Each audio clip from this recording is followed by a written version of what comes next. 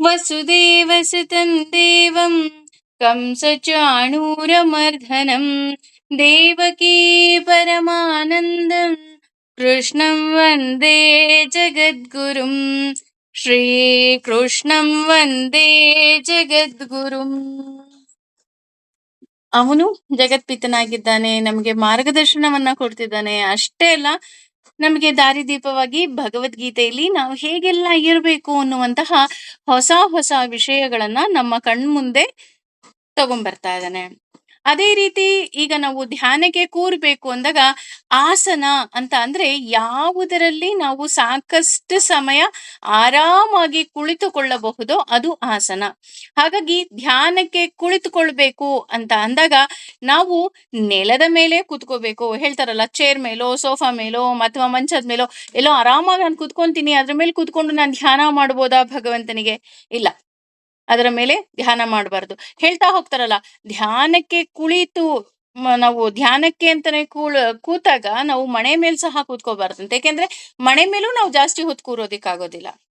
ಹಾಗಾಗಿ ಇಲ್ಲಿ ಭಗವಂತ ಎಷ್ಟು ಸುಂದರವಾಗಿ ಹೇಳ್ಕೊಂಡು ಹೋದ ಅಂತ ಅಂದ್ರೆ, ಮೊದಲು ದರ್ಬೆಯ ಹಾಸಿಗೆಯನ್ನ ಹಾಸಿ, ಅಂದ್ರೆ ದರ್ಬೆ ಹಾಸ್ಕೋಬೇಕು. ಅದರ ಮೇಲೆ ಜಿಂಕೆ ಅಥವಾ ಹುಲಿಯ ಚರ್ಮ, ಬಟ್ ನಾನು ಆಗ್ಲೇ ಹೇಳ್ದ ಹಾಗೆ ಜಿಂಕೆ ಅಥವಾ ಹುಲಿಯ ಚರ್ಮ ಈಗ ನಮಗೆ ತಗೊಳಿದಿಕ್ಕಾಗೋದಿಲ್ಲ. ಅದರ ಮೇಲೆ ಮೃದುವಾದ ಕಂಬಳಿ, ಅಂದ್ರೆ ಉಣ್ಣೆಯಿಂದನೋ ಹತ್ತಿಯಿಂದಲೋ ಮಾಡಿದಂತಹ ದಾಟ್ ಅಂತ ಏನ್ ಹೇಳ್ತೀವಿ, ಅದನ್ನ ಹಾಸಿ ಆರಾಮಾಗಿ ನಾವು ಕುಳಿತುಕೊಳ್ಬೇಕು. ಅದು ನೆಲಕ್ಕೆ ಸ್ಪರ್ಶ ಆಗಿರ್ಬೇಕು ಅಂತ ಹೇಳ್ತಾ ಹೋಗ್ತಾರೆ. ಹಾಗಿದ್ರೆ ಮುಂದೆ ಏನ್ ಮಾಡ್ಬೇಕಪ್ಪ ಅಂತ ಅಂತ ಹೇಳೋದಾದ್ರೆ, ನಾವು ಪ್ರಾಣಾಯಾಮದ ಬಗ್ಗೆ ಇಲ್ಲಿ ಕೃಷ್ಣ ಹೇಳ್ತಾ ಹೋಗ್ತಾರೆ. ಹಾಗಾಗಿ ಅಷ್ಟೇ ಅಲ್ಲ, ನಾವು ಕುಳಿತುಕೊಳ್ಳುವಂತಹ ಜಾಗ ಏನಿದೆ, ಅಂದ್ರೆ ನಾವು ಧ್ಯಾನಕ್ಕೆ ಕುಳಿತುಕೊಳ್ತೀವಿ ಅಂದಾಗ ಆ ಜಾಗದಲ್ಲಿ ದುರ್ವಾಸನೆನೂ ಇರಬಾರ್ದು, ಸುಗಂಧವೂ ಇರಬಾರ್ದು. ಸುಗಂಧನೂ ಇರಬಾರ್ದು. ನಾವು ಊದಿನ ಕಡ್ಡಿ ಹಚ್ಬಿಟ್ಟು ಕೂತ್ಕೊಳ್ತೀನಿ ಅಥವಾ ಧೂಪ ಹಾಕ್ಬಿಟ್ಟು ಕೂತ್ಕೊಳ್ತೀನಿ, ನೋ. ನಾವು ಧ್ಯಾನಕ್ಕೆ ಕುಳಿತಾಗ ಏನಾಗತ್ತೆ, ಅಲ್ಲಿ ಯಾವುದೇ ರೀತಿಯಾದಂತಹ ಸುಗಂಧವೂ ಇರಬಾರ್ದು, ಹಾಗೆ ದುರ್ಗಂಧವೂ ಸಹ ಇರಬಾರ್ದು. ಅಂದ್ರೆ ತಂಪಾದ ಗಾಳಿ ಮಾತ್ರ ಇರಬೇಕು ಅಂತ ಹೇಳ್ತಾ ಹೋಗ್ತಾರೆ.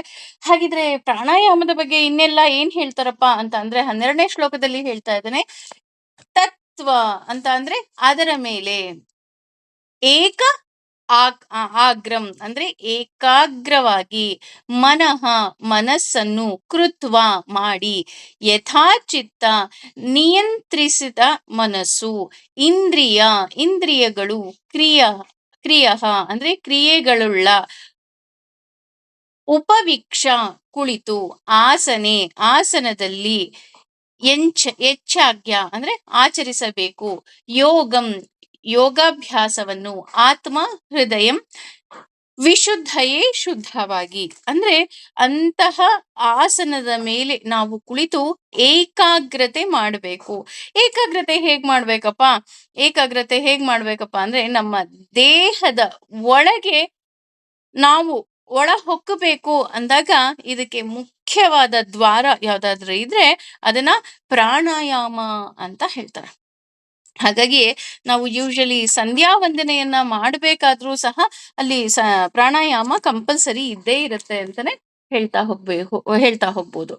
ಪ್ರಾಣಾಯಾಮ ಅಂತ ಅಂದ್ರೆ ನಮ್ಮ ಉಸಿರನ್ನ ನಿಯಂತ್ರಣದಲ್ಲಿ ಇಟ್ಟುಕೊಳ್ಳುವುದು ಅಂತ.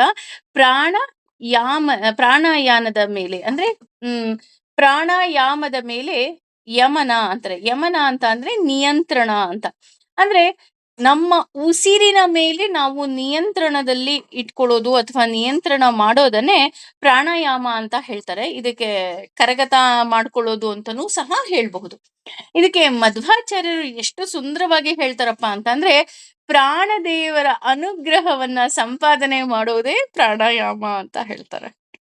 ಅಂದ್ರೆ ಪ್ರತಿಯೊಂದು ವಸ್ತುವಿನಲ್ಲಿ ಭಗವಂತ ನಮ್ಗೆ ಹೇಗೆ ಕಾಣಿಸ್ತಾನೆ ಅನ್ನೋದಕ್ಕೆ ಬಹುಶಃ ಮಧ್ವಾಚಾರ್ಯರ ಈ ಉದಾಹರಣೆ ತುಂಬಾ ಸುಂದರವಾಗಿದೆ.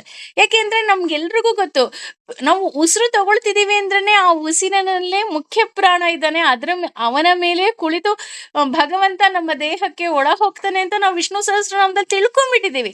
ಅದನ್ನೇ ಇಲ್ಲಿ ಮಧ್ವಾಚಾರ್ಯರು ಎಷ್ಟು ಸುಂದರವಾಗಿ ಹೇಳ್ತಾರೆ ಅಂತ ಅಂದ್ರೆ, ಪ್ರಾಣ ದೇವರ ಅನುಗ್ರಹವನ್ನ ಸಂಪಾದನೆ ಮಾಡೋದೇ ಪ್ರಾಣಾಯಾಮ ಅಲ್ವಾ. ಹಾಗಾಗಿ ಆ ಮುಖ್ಯ ಪ್ರಾಣನ ಅನುಗ್ರಹಕ್ಕಿಂತ ಬೇರೆ ಅನುಗ್ರಹ ಬೇಕಾ? ಹೇಳ್ತಾ ಹೋಗ್ತಾರಲ್ವಾ, "ನಿನ್ನಂತೆ ನಾನಾಗಲಾರೆ ಏನು ಮಾಡಲಿ ಹನುಮ" ಅಂತ ಹೇಳ್ತಾ ಹೋಗ್ತಾರೆ. ಅಂದ್ರೆ ನಾವು ಅವನ ಹಾಗೆ ಸೇವೆ ಮಾಡೋದಕ್ಕೆ ಸಾಧ್ಯವೇ ಇಲ್ಲ.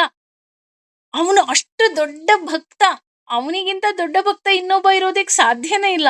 ಅವನ ಅನುಗ್ರಹವನ್ನೇ ನಾವು ಸಂಪಾದನೆ ಮಾಡ್ತಾ ಇದ್ದೀವಿ ಪ್ರಾಣಾಯಾಮದಲ್ಲಿ ಅಂತ ಅಂದ್ರೆ, ಅದಕ್ಕಿಂತ ಸುಖ ಇನ್ನೆಲ್ಲಿದೆ? ಹಾಗಾಗಿ ಪ್ರತಿಯೊಂದು ವಸ್ತುವಿನಲ್ಲಿ, ಪ್ರತಿಯೊಂದು ಅಂಶದಲ್ಲಿ ನಾವು ಭಗವಂತನನ್ನ ಕಾಣುವಂತಹ ಒಂದು ಚಿಕ್ಕ ಪ್ರಯತ್ನವನ್ನ ಮಾಡ್ಬೇಕು. ಸಂಶಯಮನ ಅಂದ್ರೆ ಸಾರಿ, ಸುಶಂಶ ಸು ಸುಷಂಮನ ನಾಡಿ ಅಂತ ಹೇಳ್ತಾರೆ. ಅಂದ್ರೆ ನೇರವಾಗಿ ನಾವೇನ್ ಕುತ್ಕೊಳ್ತೀವಿ, ಆ ನಾಡಿಯನ್ನ ನಾವು ಶುದ್ಧಿ ಮಾಡ್ಕೋಬೇಕಂತೆ. ಹೇಗೆ ಶುದ್ಧಿ ಮಾಡ್ಕೋಬೇಕಪ್ಪ ಅಂತ ಅಂದ್ರೆ, ನಾವು ಗಂಟೆಗಟ್ಟಲೆ ನಾವು ಕುಳಿತುಕೋಬೇಕು ಅಂದಾಗ, ಪ್ರಾಣಾಯಾಮದಲ್ಲಿ ನಾವು ಕುಳಿತುಕೊಂಡಾಗ ಅದೇನಾಗ್ತಾ ಹೋಗುತ್ತೆ ಅಂದ್ರೆ, ನಮ್ಗೆ ಅವಾಗ ಹಸಿವು, ಬಾಯಾರಿಕೆ ಏನೂ ಸಹ ನಮ್ಗೆ ಬರೋದಿಲ್ಲ. ಯಾಕೆ ಬರೋದಿಲ್ಲಪ್ಪ ಅಂತ ನಾವೇನಾದ್ರು ನೋಡೋದಾದ್ರೆ, ಮನಸ್ಸಿನ ಜೊತೆ ದೇಹದ ನಿಯಂತ್ರಣ ನಮ್ಗೆ ಸಿಕ್ಬಿಟ್ಟಿರತ್ತೆ. ಹಾಗಾಗಿ ಕೆಲವರು ಗಂಟೆಗಟ್ಟಲೆ ಭಗವಂತನ ಪೂಜೆ ಮಾಡೋರು, ಭಗವಂತನ ಆರಾಧನೆ ಮಾಡೋರು ನೇರವಾಗಿ ಕುಳಿತು ಭಗವಂತನನ್ನ ಆರಾಧನೆ ಮಾಡ್ತಾ ಇರ್ತಾರೆ. ಹೇಗೇನೆ ನಾನು ಅದಕ್ಕೆ ಹೇಳಿದ್ದು, ಇಲ್ಲಿ ಸಂಧ್ಯಾ ವಂದನೆ ಉದಾಹರಣೆ ತಗೊಂಡಿದ್ದ ಕಾರಣನೇ ಅದು. ಏಕೆಂದ್ರೆ ಪ್ರತಿನಿತ್ಯ 2 ಬಾರಿ 3 ಬಾರಿ ಸಂಧ್ಯಾ ವಂದನೆಯನ್ನ ಮಾಡ್ತಾರೆ. ಅಲ್ಲಿ ಪ್ರಾಣಾಯಾಮವನ್ನ ಮಾಡ್ತಾರೆ.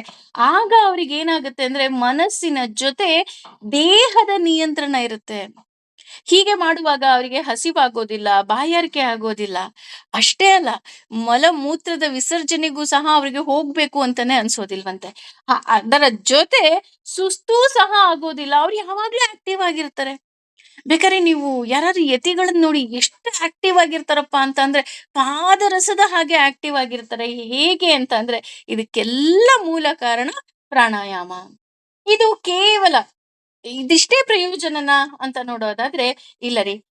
ನಾಡಿ ನಾವು ಏನಾದ್ರೂ ಶುದ್ಧಿ ಮಾಡ್ಕೊಂಡಾಗ ಏನಾಗತ್ತೆ, ಪ್ರಾಣಾಯಾಮ ಆದ ಬಳಿಕ ನಮ್ಗೇನಾಗ್ತಾ ಹೋಗುತ್ತೆ ಅಂದ್ರೆ, ಪ್ರತ್ಯಾಹಾರ ಆಗ್ತಾ ಹೋಗತ್ತೆ. ಪ್ರತ್ಯಾಹಾರ ಅಂದ ತಕ್ಷಣ ಇದ್ಯಾವ್ದಪ್ಪ ಇದು ಆಹಾರ? ಇಲ್ಲ, ಪ್ರತ್ಯಾಹಾರ ಅಂದ್ರೆ ಆಹಾರ ಅಲ್ಲ, ಇಂದ್ರಿಯಗಳನ್ನ ನಾವು ಒಲಿಸಿಕೊಳ್ಳೋದು. ಅಂದ್ರೆ ಜಸ್ಟ್ ಲೈಕ್ ಆಮೆ ಇದ್ದ ಹಾಗೆ. ಆಮೆ ಹೋಗ್ತಾ ಇರುತ್ತೆ, ಎಲ್ಲೋ ಒಂದು ಅಪಾಯ ಬಂತು, ತನ್ನ ಎಲ್ಲ ಕೈ ಕಾಲುಗಳನ್ನ ಹೇಗೆ ಇನ್ಕ್ಲೂಡಿಂಗ್ ತಲೆ ಒಳಗೆ ಎಳ್ಕೊಂಡ್ಬಿಡುತ್ತೋ, ಹಾಗೆ ಒಬ್ಬ ಪ್ರಾಣಾಯಾಮದ ಶಕ್ತಿಯಿಂದ ಅವನ ಇಂದ್ರಿಯವನ್ನ ನಿಗ್ರಹಿಸ್ತಾನೆ. ಯಾವುದೋ ಒಂದು ಕೆಟ್ಟ ಆಲೋಚನೆ ಬಂತ, ಬೇಡ ಬೇಡ ನನಗಿದ್ ಬೇಡವೇ ಬೇಡ, ಇದಕ್ಕೂ ನಂಗೂ ಸಂಬಂಧನೇ ಇಲ್ಲ ಅನ್ನೋ ಹಾಗೆ ಏನ್ ಮಾಡ್ತಾನೆ, ತನ್ನ ಕೈ ಕಾಲು ತಲೆ ಎಲ್ಲವನ್ನ ಒಳಗೆ ಎಳ್ಕೊಂಡ್ಬಿಡ್ತಾನೆ. ಹಾಗೇನೆ ಆಮೆ ಹೇಗೆ ಎಳ್ಕೊಳುತ್ತೋ ಹಾಗೆ ತನ್ನ ಇಂದ್ರಿಯಗಳನ್ನ ಆತ ಎಳ್ಕೊಂಡ್ಬಿಡ್ತಾನೆ. ಬೇಡ, ನನಗಿದ್ ಯಾವುದು ಬೇಡ ಅಂತ. ಅದೇ ರೀತಿ ಪ್ರತ್ಯಾಹಾರ ಆದ್ಮೇಲೆ ಏನಾಗುತ್ತೆ, ಧಾರಣ ಆಗತ್ತೆ. ಧಾರಣ ಅಂತ ಅಂದ್ರೆ ಭಗವಂತನ ಧಾರಣೆ ಮಾಡೋದು. ಅಂದ್ರೆ ಅವನನ್ನ ಭಗವಂತನ ಬಿಟ್ಟು, ಅಂದ್ರೆ ಭಗವಂತ ಬಿಟ್ಟು ಬೇರೆ ಏನೂ ಕಾಣೋದೇ ಇಲ್ಲ ಅವನಿಗೆ. ಕೇವಲ ಭಗವಂತ ಒಬ್ಬನೇ ಕಾಣ್ತಾ ಹೋಗ್ತಾನೆ. ಹಾಗೆ ಭಗವಂತನ ಮುಂದೆ ಆತ ಏನ್ ಮಾಡ್ತಾ ಹೋಗ್ತಾನೆ, ತನ್ನೆಲ್ಲ ಆಸೆ ಆಕಾಂಕ್ಷೆಗಳನ್ನ ಆತ ಹೇಳ್ಕೊಳ್ತಾ ಹೋಗ್ತಾನೆ. ಅಂದ್ರೆ ಧ್ಯಾನಕ್ಕೆ ಕುಳಿತು, ಅಂದ್ರೆ ಪ್ರಾಣಾಯಾಮದ ಮೂಲಕ ದೇಹದ ಒಳಹೊಕ್ಕು ಅಲ್ಲಿ ಭಗವಂತನ ಮುಂದೆ ಆತ ತನ್ನ ಎಲ್ಲ ಅಳದು ಆಸೆ ಆಕಾಂಕ್ಷೆಗಳು ಏನಿದೆ ಅಲ್ಲಿ ಭಗವಂತನ ಜೊತೆ ಅವನು ವ್ಯವಹರಿಸೋದಿಕ್ಕೆ ಶುರು ಮಾಡ್ತಾನೆ ಅಂತ ಹೇಳ್ತಾರೆ. ಧ್ಯಾನವನ್ನ ಹೇಗೆ ಮಾಡೋದು ಹಾಗಿದ್ರೆ? ಈಗ ಓಕೆ, ಪ್ರಾಣಾಯಾಮ ಆದ್ಮೇಲೆ ಧಾರಣ ಆಗತ್ತೆ. ಧಾರಣ ಆದಾಗ ಭಗವಂತ ಕಣ್ಮುಂದೆ ಬರ್ತಾನೆ. ಭಗವಂತನ ಜೊತೆ ಅವನ್ ಮಾತಾಡ್ತಾನೆ. ಹಾಗಿದ್ರೆ ಧ್ಯಾನ ಹೇಗ್ ಮಾಡೋದು? ಧ್ಯಾನ ಮಾಡಬೇಕು ಅಂದಾಗ ಯಮ ಮತ್ತು ನಿಯಮಗಳ ಬಗ್ಗೆ ನಾವು ಆಲ್ರೆಡಿ ನಾವು ತಿಳ್ಕೊಂಡ್ಬಿಟ್ಟಿದೀವಿ. ಆ ಯಮ ನಿಯಮಗಳನ್ನ ಪಾಲಿಸ್ಬೇಕು. ಆಸನದಲ್ಲಿ ಕುಳಿತುಕೋಬೇಕು. ಪ್ರಾಣಾಯಾಮ ಮಾಡಿ ನಾಡಿ ಶುದ್ಧವನ್ನ ನಾವು ಮಾಡ್ಕೋಬೇಕು. ನಾಡಿ ಶುದ್ಧ ಮಾಡ್ಕೊಂಡಾಗ ಪ್ರತ್ಯಾಹಾರ ಆಗತ್ತೆ. ಪ್ರತ್ಯಾಹಾರ ಅಂತ ಅಂದ್ರೆ ಪ್ರತಿಯೊಂದು ಇಂದ್ರಿಯಗಳು ಸಹ ನಮ್ಮ ಹತೋಟಿಗೆ ಬರುತ್ತೆ. ನಮ್ಮ ಹತೋಟಿಗೆ ಬಂದಾಗ ನಾವು ಭಗವಂತನನ್ನ ಧಾರಣೆ ಮಾಡೋದಿಕ್ಕೆ ನಾವು ಸಿದ್ಧವಾಗ್ತೀವಿ. ಅಂದ್ರೆ ಮನಸ್ಸಿನಲ್ಲಿ ಧಾರಣೆ ಮಾಡೋದಿಕ್ಕೆ ಸಿದ್ಧವಾಗ್ತೀವಿ. ಆ ರೀತಿ ಸಿದ್ಧವಾದಾಗ ನಮ್ಗೆ ಈ ಪ್ರಾಪಂಚಿಕ ಜಗತ್ತು ಏನಿದೆ ಇದರ ಬಗ್ಗೆ ಹಂತ ಹಂತವಾಗಿ ನಾವು ಆಸೆಯನ್ನ ಕಳ್ಕೊಳ್ಳೋದಿಕ್ಕೆ ಶುರು ಮಾಡ್ತೀವಿ. ಈ ರೀತಿ ಹೊರ ಪ್ರಪಂಚದ ಆಸೆಯನ್ನ ಬಿಟ್ಟಾಗ ಧಾರಣೆ ಮಾಡೋದಿಕ್ಕೆ ಸಾಧ್ಯ ಅಂತ ಹೇಳ್ತಾರೆ. ಧಾರಣೆ ಅಂದ್ರೆ ಏನು? ಧಾರಣೆ ಅಂದ್ರೆ ಈಗ ಭಗವಂತ ನಮ್ಮನ್ನ ಧಾರಣೆ ಮಾಡಿದ್ದಾನೆ ಅಲ್ವಾ? ಅದು ನಮ್ಗೆ ವಿಷ್ಣು ಸಹಸ್ರನಾಮದಲ್ಲಿ ತಿಳ್ಕೊಂಡ್ಬಿಟ್ಟಿದೀವಿ. ಆದ್ರೆ ನಾವು ಭಗವಂತನನ್ನ ಧಾರಣೆ ಮಾಡೋದು ಹೇಗೆ? ಹೇಗಪ್ಪಾ ಅಂತ ಅಂದ್ರೆ ಮನಸ್ಸಿನಲ್ಲಿ ಕೆತ್ತೋದು. ಆ ಮನಸ್ಸಿನಲ್ಲಿ ಕೆತ್ತೋದನ್ನ ಧಾರಣ ಮಾಡೋದು ಅಂತ ಹೇಳ್ತಾರೆ. ಉದಾಹರಣೆ, ನಾವು ವಿಷ್ಣು ಸಹಸ್ರನಾಮ ಓದ್ಬೇಕಾದ್ರೂ ಅಷ್ಟೇ ಪೂರ್ವಾಂಗಂ ಓದ್ತೀವಿ. ಪೂರ್ವಾಂಗಂ ಆದ್ಮೇಲೆ ನ್ಯಾಸವನ್ನ ಓದ್ತೀವಿ. ನ್ಯಾಸ ಓದಾದಿದ ಮೇಲೆ ಧ್ಯಾನವನ್ನ ಓದ್ತೀವಿ. ಧ್ಯಾನ ಹೇಗೆ ಓದ್ತೀವಿ? ಜಸ್ಟ್ ಕಣ್ಣು ಮುಚ್ಕೊಂಡು ಧ್ಯಾನಂ ಕ್ಷೀರೋದನ್ಮತ್ ಪ್ರದೇಶೇ ಶುಚಿಮಣಿ ವಿಲಸತ್ ಸೈಕತೆ ಮೌಕ್ತಿಕಾನ ಅಲ್ವಾ? 8 ಧ್ಯಾನಗಳಿದೆ. ಆ 8 ಧ್ಯಾನದಲ್ಲಿ ಭಗವಂತ 8 ವಿಭಿನ್ನ ರೂಪದಲ್ಲಿ ನಮ್ಮ ಕಣ್ಣ ಮುಂದೆ ಬರೋದಿಕ್ಕೆ ಶುರು ಮಾಡ್ತಾನೆ. ಅವನು ಕ್ಷೀರಸಾಗರದ ಮಧ್ಯದಲ್ಲಿ ಇದ್ದಾನೆ. ಅಷ್ಟೇ ಅಲ್ಲ, ಭುಫ್ಪಾದೌ ಯಸ್ಯ ನಾಭಿರ್, ಅವನ ಕಾಲು ಭೂಮಿ ಮೇಲಿದೆಯಂತೆ, ಆಕಾಶದಲ್ಲಿ ಅವನ ಹೊಕ್ಲಿದೆಯಂತೆ, ಯ ಇಂದ್ರನ ಲೋಕದಲ್ಲಿ ಅವನ ತಲೆ ಇದೆಯಂತೆ, ಶಾಂತಾಕಾರಂ ಭುಜಗ ಶಯನಂ. ಅವನಷ್ಟು ಪ್ರಶಾಂತವಾಗಿದ್ದಾನಂತೆ ಅಲ್ವಾ? ಅಷ್ಟೇ ಅಲ್ಲ, ಪಾರಿಜಾತದ ಗಿಡದ ಕೆಳಗಡೆ ಹೋಗಿದ ತಕ್ಷಣ ನಮ್ಮೆಲ್ಲರಿಗೂ ಗೊತ್ತಾಗುತ್ತೆ ಛಾಯಾಯಾಮ್ ಪಾರಿಜಾತಸ್ಯ ಹೇಮ ಸಿಂಹಾಸನೋಪರಿ ಅಂತ. ಹೀಗೆಲ್ಲ ನಾವು ಧಾರಣೆಯನ್ನ ಮಾಡ್ತಾ ಹೋಗ್ತೀವಿ ಭಗವಂತನನ್ನ. ಅಂದ್ರೆ ನಮ್ಮ ಮನಸ್ಸಿನಲ್ಲಿ ಹೇಗೆ ನಮ್ಮ ಅರುಣ್ ಅವರು ಹೋಗಿ ನಮ್ಮ ಬಾಲರಾಮನನ್ನ ಕೆತ್ತಿದ್ರು, ಆ ರೀತಿ ನಾವೇನ್ ಮಾಡ್ತೀವಿ, ಮನಸ್ಸಿನಲ್ಲೇ ಭಗವಂತನ ರೂಪವನ್ನ ನಾವು ಕೆತ್ತೋದಿಕ್ಕೆ ಶುರು ಮಾಡ್ತೀವಂತ. ಹೇಗೆ ಮನಸ್ಸಿನಲ್ಲಿ ಭಗವಂತನ ರೂಪವನ್ನ ಕೆತ್ತೋದಪ್ಪ ಅಂತ ನಾವೇನಾದ್ರು ನೋಡೋದಾದ್ರೆ, ಸ ಸಮಂ ಅಂದ್ರೆ ನೇರವಾಗಿ, ಕಾಯ, ಶರೀರ, ಶಿರ, ತಲೆ, ಗ್ರೀವಂ ಅಂದ್ರೆ ಕತ್ತು, ಧಾರಯನ್ ನಿಲ್ಲಿಸಿ, ಅಚಲಂ ಚಲಿಸದೆ, ಸ್ಥಿರ ನಿಶ್ಚಲವಾಗಿ, ಸಂಕ್ಷೇಪ್ತ ನೋಡುತ್ತಾ, ನಾಸಿಕ ಮೂಗಿನ ಅಗ್ರಂ ತುದಿಯಲ್ಲಿ, ಸ್ವಂ ತನ್ನ, ದಿಶಃ ಎಲ್ಲಾ ದಿಕ್ಕುಗಳನ್ನ, ಚ ಕೂಡ, ಅನವಲೋಕಯನ್ ನೋಡದೆ. ಅಂದ್ರೆ ಭಗವಂತನನ್ನ ಧಾರಣೆ ಮಾಡಬೇಕು, ಭಗವಂತನನ್ನ ಕೆತ್ತಬೇಕು ಅಂದ್ರೂ ಸಹ ಸ್ವಲ್ಪ ಕಷ್ಟನೇ ಅಲ್ವಾ? ಹಾಗಾಗಿ ಇಲ್ಲಿ ಹೇಳ್ತಾ ಇದ್ದಾರೆ, ಇಲ್ಲಿ ಮೊದಲನೇ ಪಾದದಲ್ಲಿ ಹೇಳ್ತಾ ಇದ್ದಾರೆ, ಸಮಂ ಕಾಯ ಶಿರೋ ಗ್ರೀವಂ ಧಾರಯನ್ ನಚಲಂ ಸ್ಥಿರಂ. ಅಂದ್ರೆ ಯಾವತ್ತೂ ಸಹ ನನ್ನ ಕುತ್ತಿಗೆ, ನನ್ನ ದೇಹ ಮತ್ತು ನನ್ನ ತಲೆ ಇದೇನಿದೆ ಇದು ಯಾವಾಗ್ಲೂ ನೇರವಾಗಿ ಇಟ್ಕೋಬೇಕು. ಯಾಕೆ ನಾವು ನೇರವಾಗಿ ಇಟ್ಕೋಬೇಕಪ್ಪ ಅಂತ ಅಂದಾಗ, ಬೆನ್ನು ಹುರಿ ನೇರವಾಗಿದ್ದಾಗ ಮಾತ್ರ ನಾನು ಭಗವಂತನನ್ನ ಧಾರಣೆ ಮಾಡೋದಿಕ್ಕೆ ಸಾಧ್ಯ. ಅದಕ್ಕೆ ಆಗ್ಲೇ ನಾನು ನಿಮಗೆ ಯತಿಗಳ ಉದಾಹರಣೆ ಕೊಟ್ಟಿದ್ದು. ಅವ್ರು ಗಂಟೆ ಗಟ್ಟಲೆ ಪೂಜೆ ಮಾಡ್ತಾರೆ ಕಣ್ರಿ. ಎಷ್ಟು ಸುಂದರವಾಗಿ ಪೂಜೆ ಮಾಡ್ತಾರಪ್ಪ ಅಂದ್ರೆ, ಇಲ್ಲಿ ನಾನು ಯಾರ ಹೆಸರು ಹೇಳ್ತಿಲ್ಲ, ನಿಮ್ಗೆ ಯಾರು ನಿಮ್ಮ ನೆನಪಿಗೆ ಬರ್ತಾರೋ ಅವ್ರನ್ನೇ ಜ್ಞಾಪಿಸ್ಕೊಡಿ.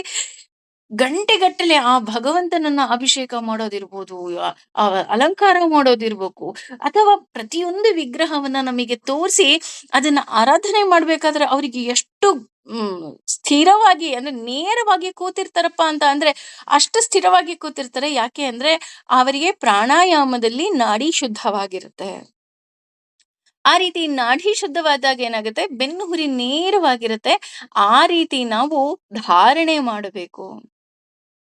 ವಾಸ್ತವಿಕವಾಗಿ ಇದು ಕಷ್ಟ ಪಡ್ಬೇಕಾಗಿಲ್ಲ. ಯಾಕೆ ಕಷ್ಟ ಪಡ್ಬೇಕಾಗಿಲ್ಲ ಅಂದ್ರೆ, ನಾನು ಆಗ್ಲೇ ಹೇಳಿದ ಹಾಗೆ, ಪ್ರಾಣಾಯಾಮ ಮಾಡಿದಾಗ ಒಬ್ವಿಯಸ್ಲಿ ನಮ್ಮ ದೇಹ ಏನಾಗತ್ತೆ, ನೆಟ್ಟಗಾಗತ್ತೆ. ನೀವು ವಜ್ರಾಸನದಲ್ಲಾದ್ರೂ ಕೂತ್ಕೊಳ್ಳಿ, ಸುಖಾಸನದಲ್ಲಾದ್ರೂ ಕೂತ್ಕೊಳ್ಳಿ, ಅಥವಾ ಪದ್ಮಾಸನದಲ್ಲಾದ್ರೂ ಕೂತ್ಕೊಳ್ಳಿ, ಆಸನ ಅನ್ನೋದಕ್ಕಿಂತ ಹೆಚ್ಚಾಗಿ ನಮ್ಮ ದೇಹ ಏನಾಗಿರುತ್ತೆ, ನೇರವಾಗಿ ಇರುತ್ತೆ. ಆ ರೀತಿ ನೇರವಾದಾಗ ಏನಾಗತ್ತೆ, ಯಾರು ನಾಡಿ ಶುದ್ಧಿ ಆಗುತ್ತೋ ಸಹಜವಾಗಿಯೇ ಅವರು ನೇರವಾಗಿ ಕುಳಿತುಕೊಳ್ತಾರೆ. ಅವ್ರು ಬೆನ್ ಹಿಂಗೆ ಡೊಂಕ ಮಾಡೋದಿಕ್ ಸಾಧ್ಯನೇ ಇಲ್ಲ. ಯಾಕೆಂದ್ರೆ ಅವರು ನೇರವಾಗಿ ಇರುತ್ತೆ. ಅಂದ್ರೆ ಶುದ್ಧವಾದಾಗ ಏನಾಗುತ್ತೆ, ನಾಡಿ ನೇರವಾಗಿರುತ್ತೆ.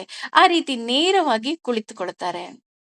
ಇದು ಕೇವಲ 5 ನಿಮಿಷನ 10 ನಿಮಿಷನ ಅಂತ ನೋಡೋದಾದ್ರೆ, ಇದು ಕೇವಲ 5 ನಿಮಿಷ 10 ನಿಮಿಷ ಅಲ್ಲ, ಗಂಟೆಗಟ್ಟಲೆ ನೇರವಾಗಿ ಕುಳಿತುಕೊಳ್ತಾರೆ. ನಾನು ಅದಕ್ಕೋಸ್ಕರನೇ ಯತಿಗಳ ಉದಾಹರಣೆ ಕೊಟ್ಟಿದ್ದು.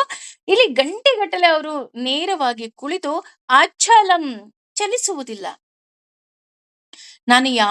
ನಾನು ಭಗವಂತನನ್ನ ಮನಸ್ಸಿನಲ್ಲಿ ಧಾರಣೆ ಮಾಡಿ ನಾನು ಭಗವಂತನನ್ನ ಕೆತ್ತುವಂತಹ ಕೆಲಸ ಏನಿದೆ, ಇದು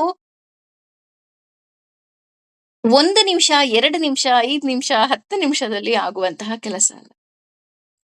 ಗಂಟೆಗಟ್ಟಲೆಗಳು ಬೇಕು. ಯಾಕಪ್ಪ ಗಂಟೆಗಟ್ಟಲೆಗಳು ಬೇಕು ಅಂತ ಅಂದ್ರೆ, ನಾನಾಗ್ಲೇ ಹೇಳಿದಾಗೆ ಅಚಲಂ ನೇರವಾಗಿ ಚಲಿಸದೆ ಕುಳಿತುಕೊಳ್ತಾರೆ. ಅದರ ಜೊತೆ ಚಲಿಸೋದಿಲ್ಲ. ಯಾಕೆ ಅವ್ರು ಚಲಿಸೋದಿಲ್ಲ? ಅವರಿಗೆ ಇಂದ್ರಿಯಗಳ ಹತೋಟಿ ಇರುತ್ತೆ. ಇಂದ್ರಿಯಗಳ ಹತೋಟಿ ಹೇಗಿರುತ್ತೆ?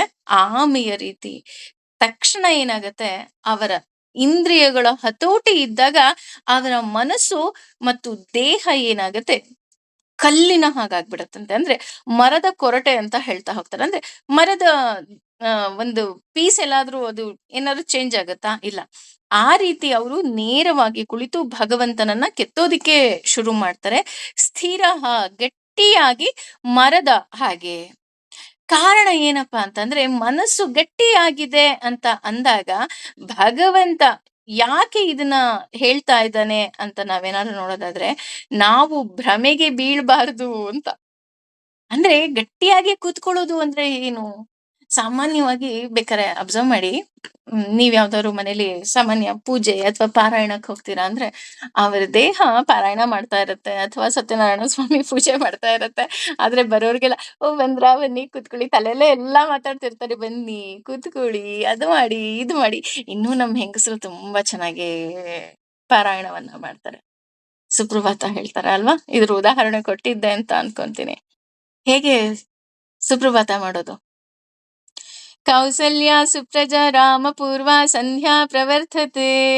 ಒಲೆ ಮೇಲೆ ಹಾಲಿದೆ, ಬೇಗ ಹಾಲ್ ಆಫ್ ಮಾಡು, ಹಾಲ್ ಬಂದಿದೆ, ಹಾಲ್ ಹಾಕಿಸ್ಕೊ. Next continue. ವಿಷಲ್ ಆಯ್ತು, ಕುಕ್ಕರ್ ಆಫ್ ಮಾಡು. ಇಲ್ಲ, ಆ ರೀತಿ ಅಲ್ಲ ಪಾರಾಯಣ ಮಾಡೋದು ಅಥವಾ ಪೂಜೆ ಮಾಡೋದು. ಕೆಲವರು ಅಷ್ಟೇ ಪೂಜೆ ಮಾಡ್ತಾ ಇರ್ತಾರೆ, ಆ ಮಂತ್ರದಲ್ಲೇ ಗೊತ್ತಾಗೋಗ್ಬಿಡುತ್ತೆ. ಮಂತ್ರ ಜೋರಾಗಿದ್ದ ತಕ್ಷಣ ಓಕೆ ಅಮ್ಮ ಏನೋ ಹೇಳ್ತಿದ್ದಾಳೆ, ಆ ಮಂತ್ರ ಕಾಮಾಗಿ ಹೇಳ್ತಿದ್ದಾಳ, ಓಕೆ ಅಮ್ಮ ಸರಿಯಾಗಿ ಹೇಳ್ತಾ.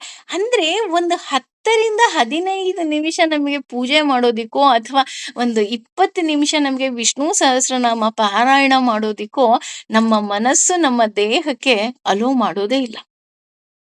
ಮಂಗನ ಹಾಗೆ ಏನ್ ಮಾಡ್ತಾ ಇರ್ತೀವಿ, ಇಲ್ಲಿಂದ ಅಲ್ಲಿ, ಅಲ್ಲಿಂದ ಇಲ್ಲಿ. ಇನ್ನು ಈಗ ಮೊಬೈಲ್ ಬೇರೆ ಬಂದಿರೋದ್ರಿಂದ ಮೊಬೈಲ್ ರಿಂಗ್ ಆಗಿದ ತಕ್ಷಣ ಅಭಿಷೇಕ ಮಾಡ್ತಿದ್ರು, ಅದನ್ನ ಅಲ್ಲೇ ಬಿಟ್ಬಿಟ್ಟು ಮೊಬೈಲ್ ನೋಡೋದು. ಇಲ್ಲ, ಇಂಪಾರ್ಟೆಂಟ್ ಕಾಲ, ಭಗವಂತನಿಗಿಂತ ಇಂಪಾರ್ಟೆಂಟಾ? ಯೋಚನೆ ಮಾಡಿ.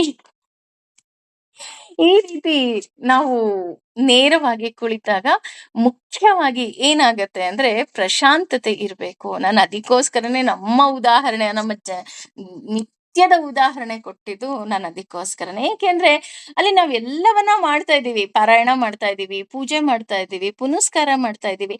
ಆದ್ರೆ ನಮಗೆ ಒಂದು ಪ್ರಶಾಂತತೆನೇ ಇಲ್ಲ. ಯಾಕಪ್ಪ ಪ್ರಶಾಂತತೆ ಇಲ್ಲ ಅಂತಂದ್ರೆ, ಅದಕ್ಕೋಸ್ಕರ ಪ್ರಾಣಾಯಾಮ ಮಾಡಬೇಕಾದ್ರೆ ನೀವು ಯೋಗ ಏನಾದ್ರು ಕಲಿಯಕ್ ಹೋದ್ರೆ ಅವ್ರು ಫಸ್ಟ್ ಹೇಳೋದು ನೀವು ಕಣ್ಣು ಮುಚ್ಚಿ ಅಂತಾನೆ. ಕಣ್ಣು ಮುಚ್ಚಿ ಅಂದ್ರೆ ಕಣ್ಣು ಮುಚ್ಚೋದಲ್ಲ, ನಾವು ಮನಸ್ಸಿನಿಂದ ಕಣ್ಣು ಮುಚ್ಚಬೇಕು. ಅಲ್ಲಿ ಏನಾದ್ರೂನು ಬಿಲ್ಡಿಂಗ್ ಬಿದ್ದು ಹೋದ್ರೂ ನಮಗ್ ಗೊತ್ತಾಗ್ಬಾರ್ದು. ಆ ರೀತಿ ಕಣ್ಣು ಮುಚ್ಚಬೇಕು.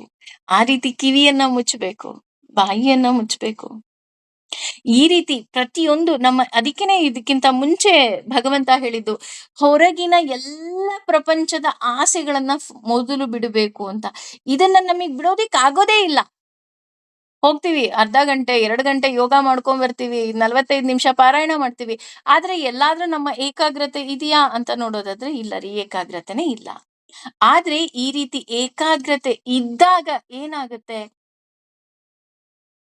ಅಂತ ಅಂದ್ರೆ, ಮೊದಲು ಏನ್ ಮಾಡ್ಬೇಕು, ಕಣ್ಣು ಮುಚ್ಚಬೇಕು. ಕಣ್ಣು ಮುಚ್ಚುವುದರ ಜೊತೆಗೆ ಕಣ್ಣಿನಿಂದ ನಾವು ಮೂಗಿನ ಮೂಲಕ ನೋಡ್ಬೇಕು. ಅಂದ್ರೆ ಕಣ್ಣನ್ನ ಮುಚ್ಚಿ ನಾವು ಮೂಗಿನ ತುದಿಯನ್ನ ನೋಡ್ಬೇಕು ಅಂತ ಹೇಳ್ತಾರೆ. ಇನ್ನೂ ಹೇಳ್ಬೇಕು ಅಂತ ಅಂದ್ರೆ, 2 ಕಣ್ಣಿನ ಗುಡ್ಡೆಯನ್ನ ಹತ್ತಿರಕ್ಕೆ ತಂದು, ನಾವು ಚಿಕ್ಕ ಮಕ್ಕಳು ಇರ್ಬೇಕಾದ್ರೆ ನೋಡ್ತಾ ಇದೀವಿ, ನೆನ್ಪಿದ್ಯಾ?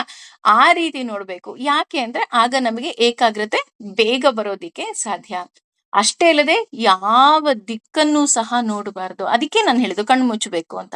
ಕಣ್ಣು ಬಿಟ್ಟಾಗ ಏನಾಗ್ತಾ ಹೋಗುತ್ತೆ, ನೀವು ಇಲ್ಲಿ ನೋಡ್ತೀರಾ, ಅಲ್ಲಿ ನೋಡ್ತೀರಾ, ಇನ್ನೇನೋ ನೋಡ್ತೀರಾ.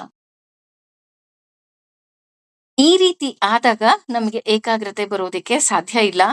ನಾವು ಮೊದಲು ನೇರವಾಗಿ ಕುಳಿತುಕೋಬೇಕು. ನೇರವಾಗಿ ಕುಳಿತು ಪ್ರಾಣಾಯಾಮದ ಮೂಲಕ ನಮ್ಮ ನಾಡಿಯನ್ನು ಶುದ್ಧಿ ಮಾಡಿಕೊಂಡು ಎರಡೂ ಕಣ್ಣನ್ನ ಹುಬ್ಬಿನ ಮಧ್ಯದಲ್ಲಿ ತಂದು ಏಕಾಗ್ರತೆ ತಂದು ನಂತರ ಒಳಗಿನಿಂದ ಭಗವಂತನನ್ನ ಕೆತ್ತೋದಿಕ್ಕೆ ಆರಂಭಿಸ್ಬೇಕು ಅಂತ ಹೇಳ್ತಾ ಹೋಗ್ತಾರೆ.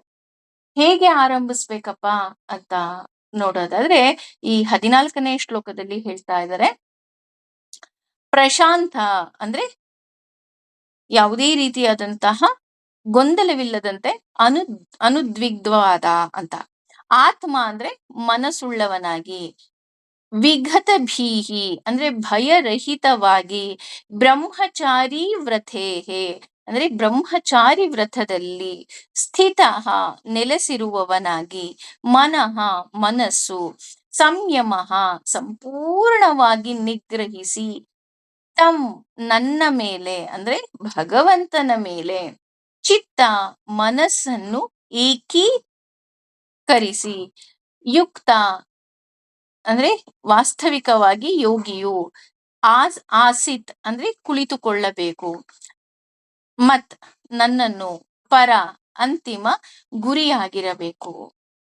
ಅಂದ್ರೆ ಇಲ್ಲಿ ಮತ್ತೆ ಭಗವಂತ ಹೇಗೆ ಅಂದ್ರೆ ನೋಡಿ, ಕೆತ್ತೋದನ್ನ ಹೇಗೆ ಅನ್ನೋದನ್ನೇ ವಿವರಣವಾಗಿ ಹೇಳ್ಕೊಡ್ತಾ ಹೋಗ್ತಾನೆ. ಇಲ್ಲಿ ದೇವರ ಗುಣಗಳನ್ನ ನಾವು ನೆನೆಯುತ್ತಾ ಸಂಪೂರ್ಣವಾಗಿ ಮಗ್ನರಾಗಿ ಬಿಡಬೇಕು. ಅಂದ್ರೆ ಹೊರಗಿನ ಪ್ರಪಂಚದ ಬಗ್ಗೆ ನಮಗೆ ಯಾವುದೇ ರೀತಿಯಾದಂತಹ ಆಸೆ ಆಕಾಂಕ್ಷೆಗಳಿಲ್ಲ. ಅದರ ಜೊತೆ ನನ್ನ ಮನಸ್ಸೇನಿದೆ ಆ ಮನಸ್ಸಿನಲ್ಲಿ ದೇವರ ಗುಣಗಳನ್ನ ನಾವು ನೆನಿತಾ ಬರ್ಬೇಕು. ಅದಕ್ಕೋಸ್ಕರನೇ ಕೆಲವು ಶ್ಲೋಕಗಳು ಅಥವಾ ವೇದಗಳ ಮಂತ್ರಗಳೇನ್ ಮಾಡ್ತಾ ಹೋಗುತ್ತೆ, ನಮ್ಗೆ ಭಗವಂತ ಹೇಗಿದ್ದಾನೆ ಅನ್ನುವಂತಹ ಒಂದು ಚಿತ್ರಣವನ್ನ ಕೊಡ್ತಾ ಹೋಗುತ್ತೆ. ಆಗ ಸಂಪೂರ್ಣ ಮಗ್ನರಾಗಿ ದೇವರನ್ನ ಒಳಗಿನಿಂದ ನಾವು ಕಾಣೋದಿಕ್ಕೆ ಸಾಧ್ಯ. ಈ ದೇವರನ್ನ ಒಳಗಿನಿಂದ ಕಂಡವನು ಹೇಗಿರ್ತಾನೆ, ಪ್ರಶಾಂತಾತ್ಮ ಅಂದ್ರೆ ಗೊಂದಲವೇ ಇಲ್ಲ ಅವನಿಗೆ. ದೇವರನ್ನ ಕಾಣುವವನಿಗೆ ಮನಸ್ಸಿನಲ್ಲಿ ಸ್ವಲ್ಪವೂ ಸಹ ಕಿರಿಕಿರಿ ಆಗೋದಿಲ್ಲ. ಅದರ ಜೊತೆ ದೇವರನ್ನ ಕಂಡು ಆತ ಪ್ರಶಾಂತವಾಗಿರ್ತಾನೆ. ಈಗ ದೇವರನ್ನೇ ಕಾಣ್ಬೇಕು, ದೇವರನ್ನೇ ಮನಸ್ಸಿನಲ್ಲಿ ಕೆತ್ತಬೇಕು ಅಂತ ಅವನು ಕುಳಿತುಕೊಂಡಾಗ್ಲೂ ಏನಾಗತ್ತೆ, ಕೆಲವೊಮ್ಮೆ ಹೌದಾ ದೇವ್ರು ಹೀಗಿದಾನ, ದೇವ್ರು ಹಾಗಿದಾನ, ಅಥವಾ ನಾನು ಭಗವಂತನನ್ನ ಹೇಗೆ ಕೆತ್ತಬಹುದು ಅನ್ನೋ ಒಂದು ಚಿಕ್ಕ ಕಿರಿಕಿರಿ ಅವನಲ್ಲಿ ಇರುತ್ತೆ. ಆದ್ರೆ ಒಂದು ಸಲ ಆ ಏನಂತಾರೆ ಆ ಪ್ರೊಸೆಸ್ ಮುಗಿದ ನಂತರ ಏನಾಗೋಗುತ್ತೆ, ಅವನಿಗೆ ಪ್ರಶಾಂತತೆ ಬಂದ್ಬಿಡತ್ತೆ. ಮನಸ್ಸಿನಲ್ಲಿ ಯಾವುದೇ ರೀತಿಯಾದಂತಹ ಸಂಶಯಗಳಿರೋದಿಲ್ಲ. ಎಲ್ಲ ಸಂಶಯಗಳು ಸಹ ಮಾಯವಾಗತ್ತೆ. ಎಲ್ಲವನ್ನ ಬಿಟ್ಟು ಆತ ಸಂಪೂರ್ಣ ಶೂನ್ಯದತ್ತ ಹೋಗ್ತಾನೆ ಅಂತ ಹೇಳ್ತಾರೆ. ಇಲ್ಲಿ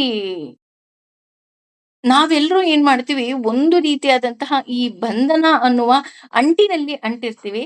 ಆದ್ರೆ ಒಂದು ಸಾರಿ ಭಗವಂತನನ್ನ ಕಂಡು ಬಿಟ್ರೆ ಆ ಅಂಟು ನಮಗೆ ಇರೋದಿಲ್ಲ. ಅದೇ ರೀತಿ ಆದ್ರೆ ಈ ಅಂಟು ಅನ್ನೋದೇನಿದೆ, ಇದು ಭಗವಂತನನ್ನ ಕಂಡರೂ ಸಹ ಸಂಪೂರ್ಣವಾಗಿ ನಾವು ಹೊರಟು ಹೋಗುತ್ತೆ ಅಂತ ನಾವು ಹೇಳ್ತೀವಿ. ಹೌದು, ಹೊರಟು ಹೋಗುತ್ತೆ. ಆದರೆ ಇದು ಏನಾಗುತ್ತಪ್ಪ ಅಂತ ನಾವೇನಾದ್ರೂ ನೋಡೋದಾದ್ರೆ, ಕೆಲವೊಮ್ಮೆ ಭಗವಂತನನ್ನ ಕಂಡರೂ ಸಹ ಈ ಪ್ರಾಪಂಚಿಕ ಸುಖ ಒಮ್ಮೊಮ್ಮೆ ನಮ್ಮನ್ನ ಎಳೆದು ಬಿಡುತ್ತೆ.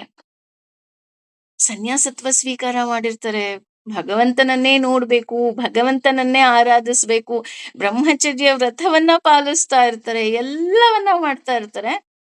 ಆದ್ರೂ ಸಹ ಎಲ್ಲೋ ಒಂದು ಅಂಟು, ಪೂರ್ವ ಜನ್ಮದ ಫಲ ಅನ್ಬೋದು, ಅಥವಾ ಪಾಪ ಅನ್ಬೋದು, ಕರ್ಮ ಅನ್ಬೋದು, ಏನ್ ಬೇಕಾದ್ರೂ ಅನ್ಬೋದು. ಕೆಲವೊಮ್ಮೆ ಏನಾಗತ್ತೆ, ನಾವು ಯಾವುದೇ ನಿಟ್ಟಿನಲ್ಲಿ ಹೋದರೂ ಸಹ ಈ ಪ್ರಾಪಂಚಿಕಕ್ಕೆ ಮತ್ತೆ ನಮ್ಮನ್ನ ಎಳ್ಕೊಂಡ್ಬಿಡತ್ತೆ. ಏಯ್ ಬೇಡ ಬೇಡ ಬಾ, ಇಲ್ಲಿ ನಿನ್ಗೆ ಇನ್ನೊಂದ್ ಸ್ವಲ್ಪ ಕೆಲ್ಸ ಇದೆ. ಇದಕ್ಕೆ ಉದಾಹರಣೆ ಸಾಕಷ್ಟು ಜನ ಇದ್ದಾರೆ. ಆದ್ರೆ ಇಲ್ಲಿ ಹೆಸರುಗಳನ್ನ ಹೇಳೋದು ಬೇಡ. ಯಾಕೆ ಅಂತ ಅಂದ್ರೆ ಆ ಹೆಸರು ಹೇಳಿದಾಗ ಗೊಂದಲಗಳಾಗತ್ತೆ. ನಿಮ್ಗಳಿಗೆ ಗೊತ್ತಿರುತ್ತೆ ಅಂತ ಅನ್ಸುತ್ತೆ. ಅಂದ್ರೆ ಅವರು ಸನ್ಯಾಸತ್ವ ಸ್ವೀಕಾರ ಮಾಡಿದ್ರು, ಮತ್ತೆ ಆ ಸನ್ಯಾಸತ್ವದಿಂದ ಬಿಟ್ಟು ಅವರು ಮದುವೆಯಾದಂತಹ ಸಾಕಷ್ಟು ಉದಾಹರಣೆಗಳನ್ನ ನಾವಿಲ್ಲಿ ಕಾಣಬಹುದು. ದೇಹದ ಮೇಲೆ ಆಸೆ ಇರೋದಿಲ್ಲ. ಅಂದ್ರೆ ಈಗ ನಾನ್ ಹೇಳಿದ್ನಲ್ಲ, ಕೆಲವೊಮ್ಮೆ ಏನಾಗುತ್ತೆ ಒಂದು ಸಲ ಭಗವಂತನನ್ನ ಕಂಡ್ರು ಅಂತ ಅಂದಾಗ, ಅವ್ರು ಈ ಪ್ರಾಪಂಚಿಕದ ಯಾವುದೇ ಸುಖವನ್ನ ಅಂಟ್ಕೊಳ್ಳೋದಿಲ್ಲ. ಆದ್ರೆ ಕೆಲವೊಮ್ಮೆ ಅದರಿಂದ ಹೊರ ಬರುವಂತವ್ರು ಸಾಕಷ್ಟು ಜನ ಇದ್ದಾರೆ. ಆದ್ರೆ ಇದನ್ನ ಹೊರ ಬರದೆ ಅಲ್ಲೇ ಇದ್ದಾಗ ಏನಾಗತ್ತಪ್ಪ ಅಂತ ಅಂದ್ರೆ, ಅವರಿಗೆ ಈ ದೇಹದ ಮೇಲೆ ಆಸೆ ಇರೋದಿಲ್ಲ. ಅವರಿಗೆ ಆಸೆ ಇರೋದು ಒಂದೇ. ಅದು ಭಗವಂತನ ಮೇಲೆ. ಭಗವಂತ ನೀನೇ ಬೇಕು. ಯಾಕೆ ಅಂತಂದ್ರೆ, ನೀನು ನನ್ನ ಬಳಿ ಇದ್ದಾಗ ಮಾತ್ರ ನಾನು ಏನನ್ನಾದರೂ ಮಾಡೋದಿಕ್ಕೆ ಸಾಧ್ಯ ಅನ್ನುವಂತಹ ಒಂದು ಅಚಲವಾದ ಮನಸ್ಥಿತಿ ಅವರಿಗೆ ಬರುತ್ತೆ. ಆಗ ಮನಸ್ಸು ಶಾಂತವಾಗತ್ತೆ.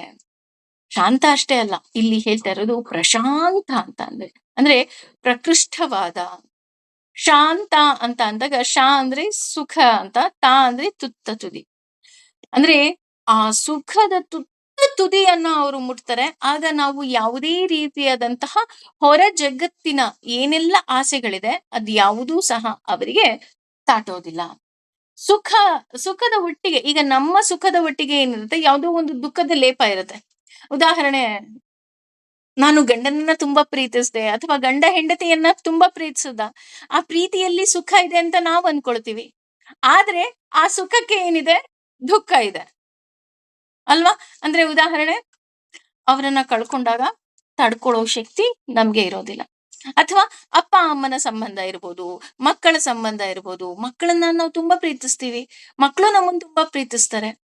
ಆದ್ರೆ ಮತ್ತೆ ಅಲ್ಲೂ ಸಹ ಏನಾಗುತ್ತೆ? ದುಃಖದ ಲೇಪ. ಓಹ್! ನನ್ನಮ್ಮ ಹಾಗಂದ್ಲು ಅಥವಾ ನನ್ನ ಮಕ್ಕಳು ಹೀಗಂದ್ರು. ಅಷ್ಟೇ ಅಲ್ಲ, ಊಟ, ರುಚಿ.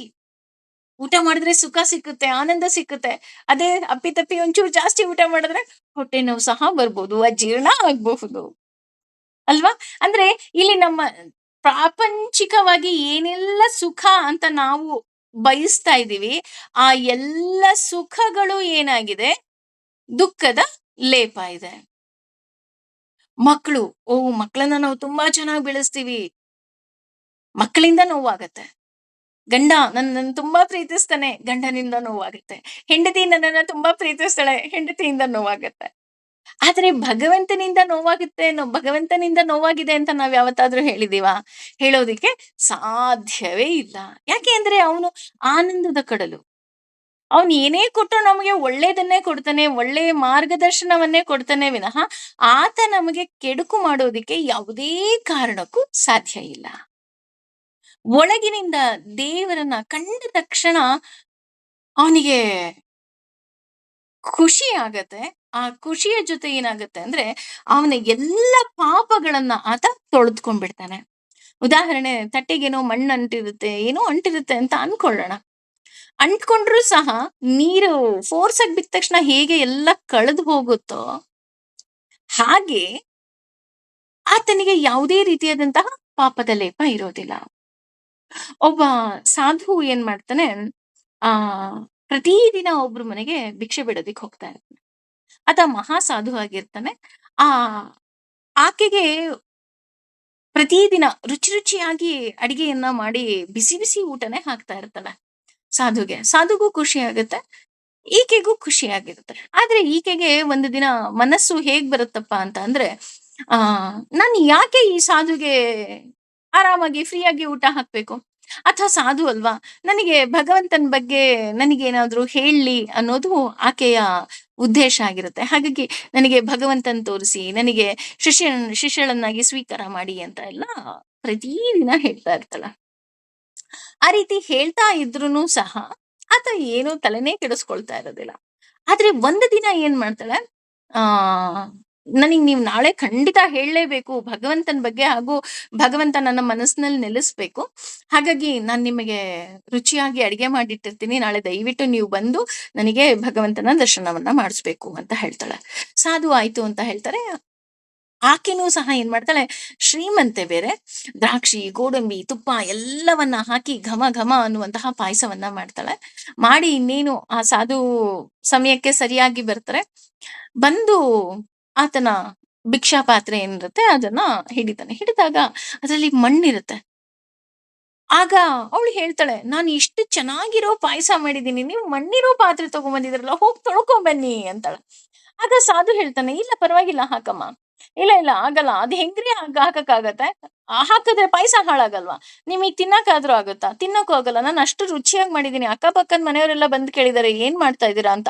"ಅಷ್ಟು ಚೆನ್ನಾಗಿರೋ ಅಡಿಗೆ ಮಾಡ್ಬಿಟ್ಟು ನಿಮ್ ಮಣ್ಣಿನ ಪಾತ್ರೆಗೆ ಹಾಕಕ್ಕಾಗತ್ತಾ?" ಅಂತ ಹೇಳ್ತಾರೆ.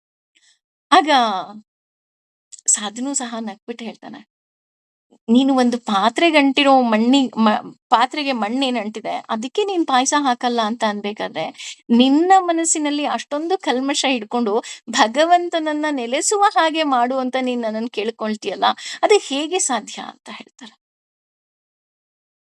ಅಂದ್ರೆ ಈಗ ನಾವ್ ಯಾವಾಗ್ಲೂ ಏನ್ ಮಾಡ್ತೀವಿ, ಭಗವಂತನ ಮೇಲೆ ಬ್ಲೇಮ್ ಮಾಡ್ತೀವಿ.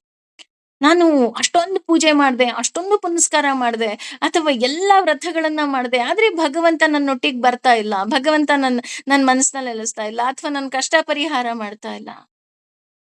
ಈ ತರದ್ದೆಲ್ಲ ನಮ್ಮ ಕಂಪ್ಲೇಂಟ್ಸ್ ಇದೆ. ಇಲ್ಲ ಅಂತ ಹೇಳಿದ್ರೆ ತಪ್ಪಾಗತ್ತೆ.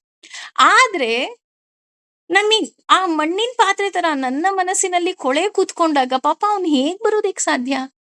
ಫಸ್ಟ್ ಆ ಜಾಗ ಕ್ಲೀನ್ ಮಾಡ್ಬೇಕಲ್ವಾ? ಆ ಜಾಗ ಹೇಗ್ ಕ್ಲೀನ್ ಮಾಡ್ಬೇಕು? ಭಕ್ತಿ ಎನ್ನುವಂತಹ ನೀರನ್ನ ಹಾಕಿ ಕ್ಲೀನ್ ಮಾಡ್ಬೇಕು. ಕಾಮ, ಕ್ರೋಧ ಯಾವ ಪಾಪಗಳು ಇರಬಾರ್ದು, ಯಾವ ಕರ್ಮಗಳು ಇರಬಾರ್ದು. ಅದಕ್ಕೆ ಹೇಳಿದ್ದು. ಇಲ್ಲಿ ಭಗವಂತನನ್ನ ಒಂದೇ ಒಂದು ಕ್ಷಣ ಅವನು ನೋಡ್ದ ಅಂದ ತಕ್ಷಣ ಅವನ ಎಲ್ಲ ಪಾಪಗಳು ಕಳೆದು ಹೋಗುತ್ತೆ. ಪಾಪ ಕಳೆದು ಹೋಯ್ತಾ? ಅದರ ಸಂಕೇತ ಏನಪ್ಪಾ? ನನಗೆ ಹೇಗ್ ಗೊತ್ತಾಯ್ತು? ಪಾಪ ಕಳೆದೋಯ್ತು. ಸೃಷ್ಟಿಯ ಅಂದ್ರೆ ಭಗವಂತನ ದೃಷ್ಟಿ ನನ್ ಮೇಲ್ ಬಿದ್ಬಿಡ್ತು. ಅಥವಾ ನನ್ನ ಮನಸ್ಸಿನಲ್ಲಿ ಭಗವಂತನನ್ನ ಕಂಡ್ಬಿಟ್ಟೆ. ಭಗವಂತ ಇನ್ನೇನು ನನಗೆ ಕೆಡುಕು ಮಾಡೋದಿಕ್ ಸಾಧ್ಯನೇ ಇಲ್ಲ. ಈ ರೀತಿ ಎಲ್ಲ ನೀವ್ ಹೇಳ್ತಾ ಇದ್ದೀರಲ್ಲ. ಸರಿ ಆಯ್ತು. ಹಾಗಿದ್ರೆ ಇದ್ರ ಸಂಕೇತ ಏನು? ಇದರ ಸಂಕೇತನೇ ಖುಷಿ. ನಿಮ್ಮ ಮುಖದಲ್ಲಿ ಖುಷಿ ಇರುತ್ತೆ. ನಿಮ್ಮ ಮನಸ್ಸಿನಲ್ಲಿ ಖುಷಿ ಇರುತ್ತೆ. ನಿಮ್ಮ ಜೀವನದಲ್ಲಿ ಆನಂದ ಇರುತ್ತೆ. ಅದಕ್ಕಿಂತ ಬೇರೆ ಬರೋದಿಕ್ಕೆ ಸಾಧ್ಯವೇ ಇಲ್ಲ. ಹಾಗಾಗಿ ಏನಾಗೋಗುತ್ತೆ, ನಮ್ಮ ಮನಸ್ಸು ಆ ಆನಂದದಿಂದ ಶುಭ್ರವಾಗಿ ಹೋಗುತ್ತೆ. ಭಗವಂತನನ್ನ ಒಂದು ಸಲ ನೋಡಿದ ತಕ್ಷಣ ಏನಾಗೋಗುತ್ತೆ, ಶುಭ್ರವಾಗಿ ಹೋಗ್ತಾ ಹೋಗುತ್ತೆ. ವಿಗ್ ವಿ ವಿಗತ ಭೀಹಿ. ವಿಗತ ಭೀಹಿ ಅಂದ್ರೆ ಅವನಿಗೆ ಭಯ ಇರೋದಕ್ಕೆ ಸಾಧ್ಯ ಇಲ್ಲ. ಯಾವುದ್ರ ಮೇಲೂ ಭಯ ಇಲ್ಲ. ಯಾಕೆ ಭಯ ಇಲ್ಲ? ಜೀವನದ ಮೇಲೆ ಭಯ ಇಲ್ಲ. ಅಥವಾ ಯಾರಾದ್ರೂ ಈಗ ಸಪೋಸ್ ಯಾರಾದ್ರು ಒಬ್ರು ಹೇಳ್ತಾರೆ ಬಂದ್ಬಿಟ್ಟು, ನಿಮ್ ಬಗ್ಗೆ ಅವ್ರು ಹಾಗಂತಿದ್ರಂತೆ, ಹೀಗಂತಿದ್ರೆ. ಹೌದಾ? ಅನ್ಕೊಳ್ಳಿ ಬಿಡಿ. ನನಗ್ ಭಯ ಇಲ್ಲ. ಯಾಕೆ ಭಯ ಇಲ್ಲ? ಬಿಕಾಸ್ ನನಗ್ ಗೊತ್ತು ನಾನು ಏನು ಅಂತ. ನಿನ್ನೆ ಹೇಳಿದ್ವಲ್ಲ, ಹಂದಿ ಇದ್ದರೆ ಕೇರಿ ಹೇಗೆ ಶುದ್ಧಿಯ ಹಾಗೆ ಅನ್ನೋ ಹಾಗೆ. ಅವ್ರ ಹಂದಿ ಕೆಲ್ಸ ಮಾಡ್ಲಿ ಬಿಡಿ. ಅವ್ರ ಹಂದಿ ಕೆಲ್ಸ ಮಾಡ್ಲಿ ಬಿಡಿ ಅಂದ್ರೆ ಅರ್ಥ ಏನು? ನೀನು ಆ ಕೆಲ್ಸವನ್ನ ದಯವಿಟ್ಟು ಮಾಡ್ಬೇಡ. ನೀನ್ ಮಾಡ್ಬಿಟ್ರೆ ನೀನ್ ಹಂದಿ ಆಗ್ಬಿಡ್ತೀಯ. ಅಲ್ವಾ? ಎಷ್ಟು ದೊಡ್ಡ ತತ್ವವನ್ನ ಪುರಂದರದಾಸರು ಹೇಳ್ತಾ ಹೋಗ್ತಾರೆ. ಆ ರೀತಿ ನಾನು ಖುಷಿಯಾಗಿರ್ತೀನಿ. ನನಗೆ ಯಾವುದೇ ರೀತಿ ಭಯ ಇರೋದಿಲ್ಲ. ಯಾಕೆ ಅಂದ್ರೆ ಭಗವಂತ ನನ್ ಜೊತೆ ಇದ್ದಾನೆ. ಇವತ್ತು ನನ್ ಗಂಡ ಜೊತೆ ಇರ್ತಾನ, ನನ್ ಹೆಂಡತಿ ಜೊತೆ ಇರ್ತಾಳ, ನನ್ ಮಕ್ಳ ಜೊತೆಗಿರ್ತಾಳ ನನಗ್ ಗೊತ್ತಿಲ್ಲ. ನನ್ನ ಕರ್ತವ್ಯ ಏನಿದೆ ಅದನ್ನ ನಾನು ಫುಲ್‌ಫಿಲ್ ಮಾಡಿದ್ದೀನಿ. ಆಸ್ ಎ ವೈಫ್, ಹೆಂಡತಿಯಾಗಿ ನನ್ನೆಲ್ಲ ಕರ್ತವ್ಯಗಳು ಏನೇನಿದೆ ಅದನ್ನ ನಾನ್ ಮಾಡಿದ್ದೀನಿ. ನನಗೆ ಯಾವುದೇ ರೀತಿಯಾದಂತಹ ರಿಗ್ರೆಟ್ಸ್ ಇಲ್ಲ. ನಾನು ಗಂಡನಾಗಿ ಏನೆಲ್ಲ ಕೆಲಸ ಮಾಡ್ಬೇಕು ಅದನ್ನ ಮಾಡಿದ್ದೀನಿ. ವ ಮಕ್ಕಳ ಲೈಫ್ ಸೆಟ್ಲ್ ಮಾಡಿದ್ದೀನಿ. ನನಗ್ ಅದ್ರ ಅವಶ್ಯಕತೆ ಇಲ್ಲ. ಮಕ್ಳು ನನ್ನನ್ನ ನೋಡ್ಕೊಳ್ತಾರಾ? ನೋಡ್ಕೊಳಲ್ವಾ? ಅವ್ರು ನನ್ನನ್ನ ಪ್ರೀತಿಸ್ತಾರಾ? ಪ್ರೀತಿಸಲ್ವಾ? ಅವ್ರು ನನ್ ಜೊತೆ ಇರ್ತಾರಾ? ಫಾರಿನ್‌ನಲ್ಲಿ ಹೋಗಿ ಸೆಟ್ಲ್ ಆಗ್ತಾರಾ? I don't know anything. ಯಾರ್ ನನ್ ಜೊತೆಗೆ ಇರ್ತಾರೋ ಇರಲ್ವೋ ನನಗ್ ಗೊತ್ತಿಲ್ಲ. ಆದ್ರೆ ನಾನು ಪ್ರೀತಿಸುವಂತಹ ಭಗವಂತ ನನ್ ಜೊತೆ ಯಾವಾಗ್ಲೂ ಇರ್ತಾನೆ. ಅಷ್ಟ್ ಸಾಕಲ್ವಾ? ಅವನ್ ಜೊತೆಗಿದ್ರೆ ಅವನಿಗಿಂತ ಬೇರೆಯವ್ರು ಬೇಕಾ? ಅವನೇ ಯಾರನ್ನೋ ಕಳಿಸ್ತಾನೆ. ಈ ರೀತಿಯಾದಂತಹ ಅಚಲವಾದ ನಂಬಿಕೆ. ಅವನಿಗೆ ಪೂರ್ಣ ನಂಬಿಕೆ ಮತ್ತೆ ವಿಶ್ವಾಸ ಇರುತ್ತೆ. ಭಗವಂತ ನನ್ ಜೊತೆ ಇದ್ದಾನೆ. ಭಗವಂತನೇ ಎಲ್ಲಾ ನೋಡ್ಕೊಂತಾನೆ. ಯಾಕೆ ಈ ನಂಬಿಕೆ ಬರುತ್ತಪ್ಪ ಅಂತ ಅಂದ್ರೆ ಅವನಿಗೆ ಗೊತ್ತಾಗುತ್ತೆ ನಾನು ಅಸ್ವತಂತ್ರ. ಇದು ನಮಗೆ ಬರ್ಬೇಕು. ನಾನು ಅಸ್ವತಂತ್ರ. ನನಗ್ ಯಾವುದೇ ರೀತಿಯಾದಂತಹ ಸ್ವತಂತ್ರನೇ ಇಲ್ಲ ಇಲ್ಲಿ. ನಾನು ಏನು ಥಿಂಕ್ ಮಾಡೋದಕ್ಕಾಗುದಿಲ್ಲ. ಇವತ್ತು ಕೂತು ನಾನಿಲ್ಲಿ ಪ್ರವಚನ ಮಾಡ್ತಾ ಇದ್ದೀನಿ ಅಂದ್ರುನು ಅದು ಅವನ ಪ್ರೇರಣೆಯಿಂದನೇ ಆಗ್ತಾ ಇದೆ. ಅಥವಾ ಇವತ್ತು ನಾನು ಕೂತ್ಕೊಂಡು ಕೇಳ್ತಾ ಇದ್ದೀನಿ ಅಂದ್ರು ಇದು ಅವನ ಪ್ರೇರಣೆಯಿಂದ ಆಗ್ತಾ ಇದೆ. ಈ ರೀತಿಯಾದಂತಹ ಮನಸ್ಥಿತಿ ಬಂದಾಗ ಮಾತ್ರ ನಾವು ಖುಷಿಯಾಗಿರೋದಕ್ಕೆ ಸಾಧ್ಯ. ಹೇಗೆ ಅಂತ ಅಂದ್ರೆ ಅಳ್ತಾ ಇರುತ್ತೆ ಮಗು. ಅಮ್ಮ ಬೇಕು, ಅಮ್ಮ ಬೇಕು, ಅಮ್ಮ ಬೇಕು. ಏನ್ ಕೊಟ್ರು ಸಮಾಧಾನ ಆಗ್ತಿರಲ್ಲ. ಆದ್ರೆ ಅಮ್ಮನನ್ನ ಒಮ್ಮೆ ನೋಡಿ ಆ ಮಗು ಎತ್ಕೊಳ್ತಿದ್ದ ಹಾಗೆ ಅದಕ್ಕೆ ಎಷ್ಟು ಖುಷಿ ಆಗುತ್ತೆ ಅಂದ್ರೆ, ಆ ಮಗು ಫೀಲ್ ಆಗುತ್ತೆ ನಾನು ಇವಾಗ ರಕ್ಷಣೆಯಲ್ಲಿ ಇದ್ದೀನಿ. ಅದೇ ರೀತಿ ಒಬ್ಬ ಭಕ್ತನೂ ಅಷ್ಟೇ ಅಷ್ಟೇ ಹಠ ಮಾಡ್ಬೇಕು. ನನಗ್ ಭಗವಂತ ಬೇಕು. ಭಗವಂತ ಒಮ್ಮೆ ಮನಸ್ಸಲ್ಲಿ ನೆಲ್ಸದ್ನಾ ಸಾಕು. ನನಗ್ ಭಗವಂತ ನೋಡ್ಕೊಂತಾನೆ. ಈಗ ಹೇಳುತ್ತಲ್ಲ, ಅಮ್ಮ ಬಂದ್ಲು, ಅಯ್ಯೋ ಊಟ ಬೇಕು ಅಂದ್ರೆ ಅಮ್ಮ ಊಟ ಕೊಡ್ತಾಳೆ, ನೀರ್ ಬೇಕು ಅಂದ್ರೆ ನೀರ್ ಕೊಡ್ತಾಳೆ, ನನಗ್ ಸ್ನಾನ ಮಾಡಿಸ್ತಾಳೆ, ನನ್ನನ್ನ ಎಲ್ಲ ನೋಡ್ಕೊಳ್ಳೋ ಜವಾಬ್ದಾರಿ ಅವಳದು. ಅಮ್ಮ ಎತ್ಕೊಂಡಿದ್ದಾಳೆ. ಅಮ್ಮ ಎತ್ಕೊಂಡಿದ್ದಾಳೆ ಅಂದ್ರೆ ಒಂದ್ ಕಾಕ್ರೋಚ್ಗೂ ಹೆದರ್ಕೊಳ್ಳಲ್ಲ, ಒಂದ್ ಹುಲಿಗೂ ಹೆದರ್ಕೊಳ್ಳಲ್ಲ. ಯಾಕೆ ಹೆದರ್ಕೊಳ್ಳಲ್ಲ? ಅಮ್ಮ ಇದ್ದಾಳ, ಅಮ್ಮ ಓಡಿಸ್ತಾಳ, ಅಮ್ಮ ಗೊತ್ತು ಅವಳಿಗೆ. ಒಂದು ಮಗುವಿಗೆನೆ ಅಮ್ಮನ ಬಗ್ಗೆ ಅಷ್ಟೊಂದು ನಂಬಿಕೆ ಇರ್ಬೇಕಾದ್ರೆ, ಇನ್ನು ನಾನು ಭಕ್ತನಾಗಿ ನನ್ನ ಭಗವಂತನ ಮೇಲೆ ನನಗೆ ಎಷ್ಟು ನಂಬಿಕೆ ಇರ್ಬೇಕು ಅಲ್ವಾ? ಅಷ್ಟೇ ಅಲ್ಲ, ಕೆಲವೊಂದ್ಸಲ ಏನಾಗತ್ತೆ, ಆ ಮಗು ರಾತ್ರಿ ಮಲ್ಕೊಂಡಿರುತ್ತೆ, ಮಲ್ಕೊಂಡಾಗ ಕೆಟ್ಟ ಕನಸು ಬಿದ್ಬಿಡುತ್ತೆ, ಕಿಟಾರ್ ಅಂತ ಕಿರ್ಚುತ್ತೆ. ಅಥವಾ ಈಗ ಮಳೆಗಾಲ, ಜೋರಾಗಿ ಸಿಡ್ಲು ಬಂತು, ಕೂಗುತ್ತೆ, ಕಣ್ಬಿಡತ್ತೆ. ಕಣ್ಬಿಟ್ಟ ತಕ್ಷಣ ಅಮ್ಮ ಇರ್ತಾಳೆ, ಅಮ್ಮನ್ ಗಟ್ಟಿಗ್ ತಬ್ಕೊಂಡು ಆರಾಮಾಗಿ ನೆಮ್ಮದಿಯಾಗಿ ಮಲ್ಕೊಳ್ತಾಳೆ ಅಲ್ವಾ? ಅದಕ್ ಭಯ ಆಯ್ತಾ? ಆಗ್ಲಿಲ್ಲ. ಯಾಕಾಗ್ಲಿಲ್ಲ? ಅಮ್ಮ ಜೊತೆಗಿದ್ದಾಳೆ. ಅದೇ ರೀತಿ ಭಗವಂತ ನನ್ ಜೊತೆ ಇದ್ದಾನೆ. ನಾನು ಅಸ್ವತಂತ್ರ. ನೋಡಿ, ಎಷ್ಟೋ ಜನ ಮಕ್ಕಳು ಹೇಗೆ ಯೋಚನೆ ಮಾಡ್ತಾರೆ ಅಂದ್ರೆ, ನಮಗೆ ಅಪ್ಪ ಅಮ್ಮ ಸ್ವತಂತ್ರನೇ ಕೊಡೋದಿಲ್ಲ. ನನ್ನ ಯಾವ ನಿರ್ಧಾರಕ್ಕೂ ಅಪ್ಪ ಅಮ್ಮ ಸ್ವತಂತ್ರನೇ ಕೊಡೋದಿಲ್ಲ. ನೋಡ್, ನಂಗೆ ಸ್ವತಂತ್ರ ಕೊಟ್ರೆ ನಾನು ಇನ್ನೂ ಚೆನ್ನಾಗಿರ್ತೀನಿ. ಇಲ್ಲ ರೀ. ನಾವು ಅಸ್ವತಂತ್ರವಾಗಿದ್ದಾಗ್ಲೇ ನಾವು ಖುಷಿಯಾಗಿರೋದಿಕ್ಕೆ ಸಾಧ್ಯ. ಹೇಗೆ ಅಂದ್ರೆ, ಈಗ ನಿಮ್ಮ ಚೈಲ್ಡ್‌ಹುಡ್‌ಗೆ ಹೋಗಿ, ನಿಮ್ಮ ಬಾಲ್ಯಕ್ಕೆ ಹೋಗಿ. ಹಬ್ಬ ಬಂತು ಅಂತ ಅನ್ಕೊಳ್ಳೋಣ. ಹಬ್ಬ ಬಂದ್ರೆ ಏನ್ ಮಾಡ್ತಾ ಇದ್ವಿ? ಬೆಳಗ್ಗೆ ಎದ್ದೇಳ್ತಿದ್ವಿ, ಸ್ನಾನ ಮಾಡ್ತಾ ಇದ್ವಿ, ಹೊಸ ಬಟ್ಟೆ ಅಮ್ಮ ಕೊಡೋಳು, ಅದನ್ನ ಹಾಕೊಂಡು ರೋಡ್ ಎಲ್ಲ ಓಡಾಡ್ತಿದ್ವಿ, ಖುಷಿಯಾಗಿರ್ತಿದ್ವಿ, ಅಡ್ಗೆ ಆಗ್ತಿತ್ತು, ಬರ್ತಿದ್ವಿ, ಊಟ ಮಾಡ್ತಿದ್ವಿ, ಮುಗ್ದು ಹೋಯ್ತು. ಯಾಕೆ? ನನಗ್ ಜವಾಬ್ದಾರಿ ಇಲ್ಲ. ನಾನು ಅಸ್ವತಂತ್ರ. ಅಮ್ಮ ಕೂತ್ಕೊ ಅಂದ್ರೆ ಕೂತ್ಕೊಂತೀನಿ, ನಿಂತ್ಕೊ ಅಂದ್ರೆ ನಿಂತ್ಕೊಂತೀನಿ, ಊಟ ಮಾಡು ಅಂದ್ರೆ ಬಂದು ಊಟ ಮಾಡ್ತೀನಿ, ಸ್ನಾನ ಮಾಡು ಅಂದ್ರೆ ಸ್ನಾನ ಮಾಡ್ತೀನಿ. ಅದೇ ಜವಾಬ್ದಾರಿ ಬಂದ್ಬಿಟ್ರೆ, ಈಗ ನೋಡಿ, ಈಗ ನಾವೆಲ್ಲ ಬೆಳೆದಿದ್ದೀವಿ.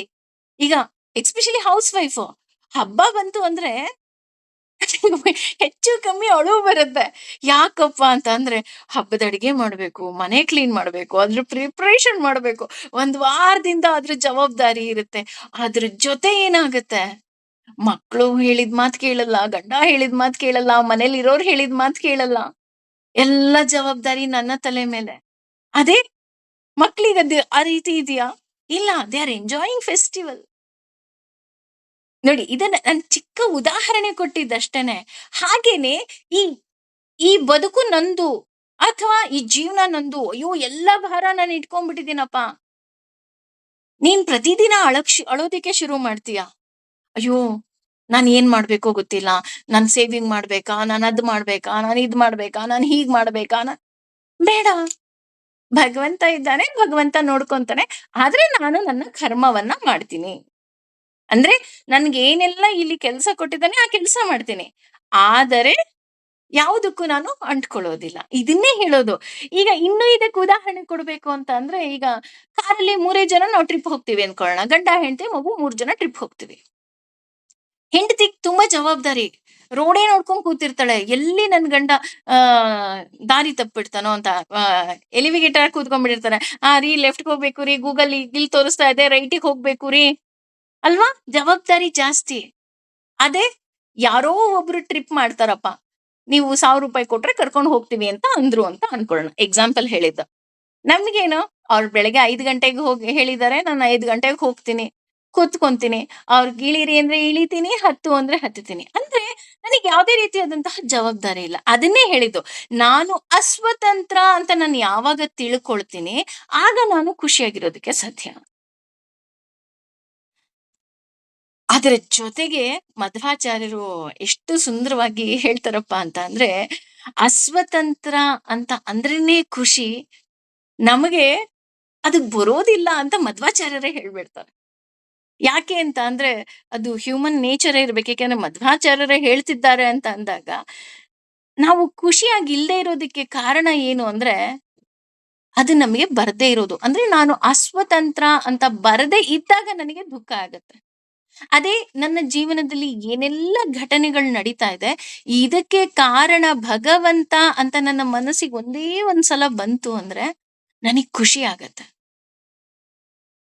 ನನ್ ಮಕ್ಳು ಯಾಕೆ ಹೀಗ್ ಮಾಡ್ತಿದಾರೆ, ನನ್ ಗಂಡ ಯಾಕೆ ಹೀಗ್ ಮಾಡ್ತಿದ್ದಾನೆ, ನಮ್ ರಿಲೇಟಿವ್ಸ್ ಯಾಕೆ ಈ ತರ, ನನಗ್ ಬರಲ್ಲ. ಯಾಕೆ ಅಂದ್ರೆ ನಾನು ಅಸ್ವತಂತ್ರ. ಹಾಗೆ ಇಲ್ಲಿ ಹೇಳ್ತಾ ಇದ್ರೆ ಬ್ರಹ್ಮಚಾರಿ ವ್ರಥೇ ಸ್ಥಿರಾಹ. ಅಂದ್ರೆ ಬ್ರಹ್ಮಚಾರಿ ಅಂದ್ರೆ ಏನು? ನಾವೇನ್ ಅನ್ಕೊಂಡ್ಬಿಟ್ಟಿದೀವಿ ಬ್ರಹ್ಮಚಾರಿ ಅಂದ್ರೆ ಮದುವೆ ಆಗದೆ ಇರೋರು ಅಂತ. ಅಲ್ಲ.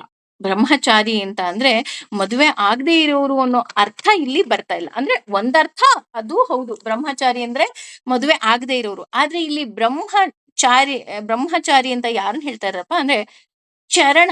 ಚರಣ ಅಂದ್ರೆ ಗಮನ. ಗಮನ ಅಂದ್ರೆ ದೇವರ ಕಡೆ ಹೋಗೋದು. ಬ್ರಹ್ಮಚಾರಿ ವ್ರತೆ ಅಂತ ಅಂದ್ರೆ ವ್ರತ ಅಂದ್ರೆ ನಿಯಮ ಇರತ್ತೆ. ಆದ್ರೆ ಇಲ್ಲಿ ಬ್ರಹ್ಮಚಾರಿ ವ್ರತ ಅಂತ ಯಾವ್ದನ್ನ ಹೇಳ್ತೀವಪ್ಪ ಅಂದ್ರೆ ಇಲ್ಲಿ ಬ್ರಹ್ಮ ಅಂತ ಅಂದ್ರೆ ಪರಿಪೂರ್ಣನಾದ ಭಗವಂತ. ಹಾಗಾಗಿ ಆ ಭಗವಂತನ ಬಳಿ ಹೋಗುವುದೇ ನನಗೆ ಬಹಳ ಮುಖ್ಯ, ಇನ್ಯಾವುದು ಮುಖ್ಯ ಅಲ್ಲ. ಈಗ ಉದಾಹರಣೆ, ಇವತ್ತು ನನಗೆ 10 ಗಂಟೆಗೆ ನಾನು ಎಕ್ಸಾಮ್ ಬರೆಯಕ್ ಹೋಗ್ಬೇಕು ಆಸ್ ಎ ಸ್ಟೂಡೆಂಟ್. ಯಾವ್ದು ಮುಖ್ಯ ಆಗುತ್ತೆ? ಈಗ ಒಬ್ರು ಮದ್ವೆ ಕರೆದಿರ್ತಾರೆ, ಒಬ್ರು ಪಾರ್ಟಿ ಕರೆದಿರ್ತಾರೆ, ಒಬ್ರು ಟ್ರಿಪ್ಪಿಗೆ ಹೋಗೋಣ ಅಂತ ಕರೆದಿರ್ತಾರೆ, ಒಬ್ರು ಹೋಟೆಲ್ಗೆ ಹೋಗೋಣ ಬಾ ಅಂತ ಕರೀತಾರೆ. ಯಾವ್ದು ಮುಖ್ಯ? ಯಾ ನಾನೆಲ್ಲೂ ಬರಲ್ಲಪ್ಪ, ಇವತ್ ನನಗೆ ಎಕ್ಸಾಮ್ ಇದೆ. ನೀನೇನ್ ತಮಾಷೆ ಮಾಡ್ತಾ ಇದೀಯ? ಅದು 10th board exam, PU board exam. 1 ವರ್ಷ ಓದಿದೀನಿ, ನಾನು ಎಕ್ಸಾಮ್ ಬರೆಯೋದ್ ಬಿಟ್ಬಿಟ್ಟು ನಿನ್ ಜೊತೆ ಮಜಾ ಮಾಡಕ್ ಬರ್ಲಾ ಅಂತ ಒಬ್ಬ ಸ್ಟೂಡೆಂಟ್ ಬೈತಾನೆ, ರೈಟ್? ಅದೇ ರೀತಿ ನನಗೂ ಸಹ ಒಂದೇ ಇರ್ಬೇಕು. ಯಾವ್ದಪ್ಪ ಅಂದ್ರೆ ಅದನ್ನ ಭಗವಂತನನ್ನ ನೋಡ್ಬೇಕು. ನನಗೆ ಭಗವಂತನೇ ಮುಖ್ಯ, ಅವನು ಬಿಟ್ಟು ಇನ್ಯಾರೂ ಮುಖ್ಯವಲ್ಲ. ಇದು ನಿಜವಾದ ಬ್ರಹ್ಮಚಾರಿ ವ್ರತ ಅಂತ ಹೇಳ್ತಾ ಹೋಗ್ತಾರೆ. ಹಾಗಾಗಿ ಸ್ಥಿತ ಅಂತ ಅಂದ್ರೆ ಭಾವನೆ ಗಟ್ಟಿ ಆಗ್ತಾ ಹೋಗತ್ತೆ. ನಾವು ಇನ್ನೊಂದು ಪುರಂದರದಾಸರು ಅದನ್ನೇ ಹೇಳ್ತಾರೆ, ಹೆಣ್ಣು ಹೊನ್ನು ಮಣ್ಣಿನ ಆಸೆಯೊಳಗಿದ್ದು ಪುಣ್ಯ ಪಾಪಂಗಳ ನಾನರಿತಿದ್ದು ಅಂತ ಹೇಳ್ತಾ ಹೋಗ್ತಾರೆ. ನಾವೇನ್ ಮಾಡ್ತೀವಿ, ಈ ಪ್ರಪಂಚದಲ್ಲಿ ಹೆಣ್ಣು ಹೊನ್ನು ಮಣ್ಣು ಇದೇ ಬೇಕು. ಹಾಗಾಗಿ ನನಗೆ ಪುಣ್ಯ ಪಾಪಗಳ ಆಲೋಚನೆ ಬರೋದು ತುಂಬಾ ಕಷ್ಟ. ಆದ್ರೆ ಅದನ್ನ ಯಾವುದೂ ಬೇಡಪ್ಪ, ಹೆಣ್ಣು ಹೊನ್ನು ಮಣ್ಣು ಯಾವುದು ಬೇಡ, ಭಗವಂತ ನೀನೇ ಬೇಕು ಅಂತ ಯಾರು ಹೇಳ್ತಾರೆ ಅವರು ನಿಜವಾದ ಬ್ರಹ್ಮಚಾರಿಗಳು. ಮದ್ವೆ ಆಗಿಲ್ಲ, ಮದ್ವೆ ಆಗಿದೆ ಅಲ್ಲ, ಭಗವಂತ ನೀನೇ ಬೇಕು ಅಂತ ಯಾರು ವ್ರತವನ್ನ ಮಾಡ್ತಾರೆ ಅವರು ನಿಜವಾದ ಬ್ರಹ್ಮಚಾರಿಗಳು ಅಂತ ಹೇಳ್ತಾರೆ. ಹಾಗಾಗಿ ಅವರಿಗೆ ಭಗವಂತ ಬಿಟ್ಟು ಬೇರೆ ಏನೂ ಬೇಡ ಅಂತ ಹೇಳ್ತಾರೆ. ಇಲ್ಲಿ ಹೇಳ್ತಾ ಇದ್ದಾರೆ, ಎರಡನೇ ಸಾಲಲ್ಲಿ ಮನಸ್ಸನ್ನ ಸಂಪೂರ್ಣವಾಗಿ ನಿಯಂತ್ರಣ ಮಾಡ್ಕೋಬೇಕು. ಮನಸ್ಸನ್ನ ದೇವರಲ್ಲಿ ನೆಲೆಸ್ಬೇಕು. ಅಷ್ಟೇ ಅಲ್ಲ, ಮುಚ್ಚತಃ ಅಂದ್ರೆ ಅವನ ಮನಸ್ಸಿನ ಅವನ ಮನಸ್ಸೇನಿದೆ ಎಲ್ಲಾ ಕಡೆ ಬರೀ ಭಗವಂತನನ್ನೇ ಹುಡ್ಕೋದಕ್ಕೆ ಶುರು ಮಾಡುತ್ತೆ.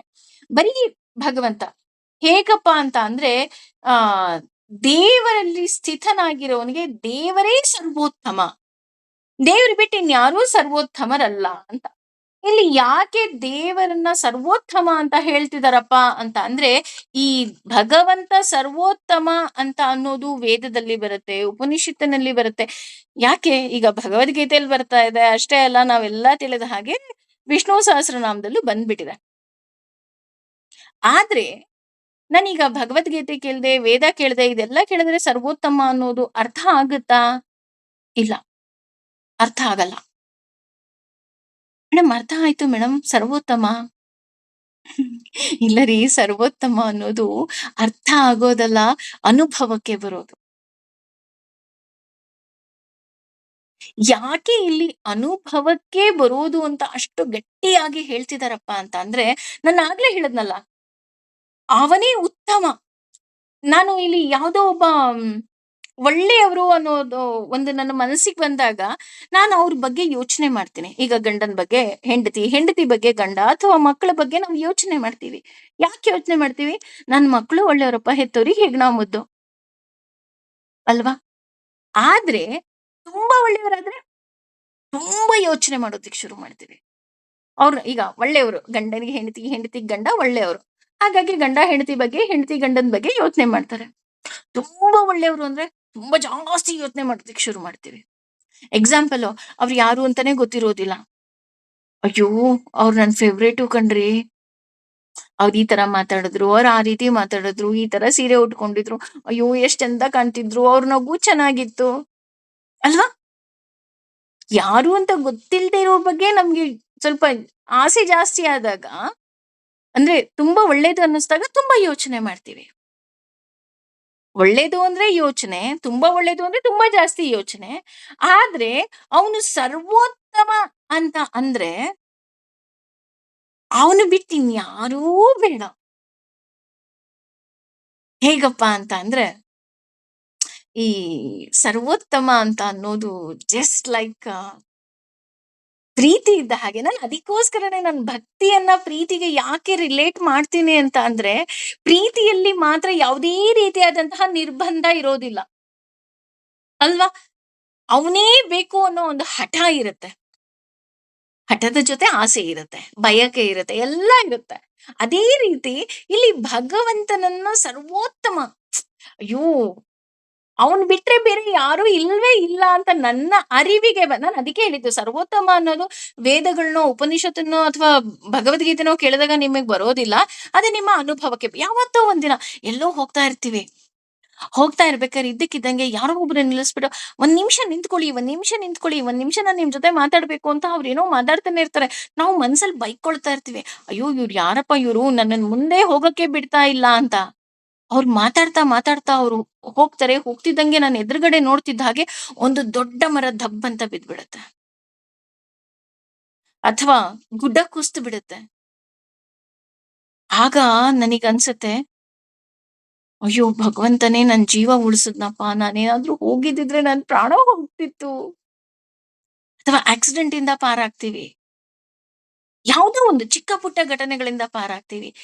ಆಗ ನಮ್ಮ ಅನುಭವಕ್ಕೆ ಬರುತ್ತೆ. ಭಗವಂತ ಇದ್ದಾನೆ, ನನ್ ಕೈ ಹಿಡ್ಕೊಂಡಿದ್ದಾನೆ. ಅಯ್ಯೋ! He is very sweet.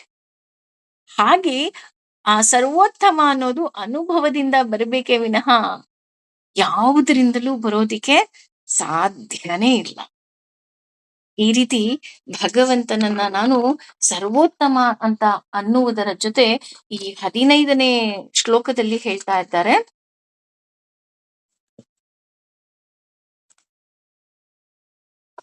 Engine ಅಂದ್ರೆ ಅಭ್ಯಾಸ ಮಾಡುತ್ತಾ, ಏವಂ ಮೇಲೆ ಹೇಳಿದಂತೆ ಸದಾ ನಿರಂತರವಾಗಿ ಆತ್ಮಾನಂ ದೇಹ, ಮನಸ್ಸು ಮತ್ತು ಆತ್ಮವನ್ನ ಯೋಗಿ ಆಧ್ಯಾತ್ಮಿಕವಾಗಿಯೂ ನಿಯತ ಮನಸಹವಾಗಿ ಆ ನಿ- ಆ, ನಿಯತ ಮನಸ ಅಂದ್ರೆ ನಿಯಂತ್ರಿತವಾದ ಮನಸ್ಸು, ಶಾಂತಿಯನ್ನ ನಿಯಂತ್ರಣ ಪರಂ ಆ, ಪರಮಾಂ ಅಂದ್ರೆ ಭೌತಿಕ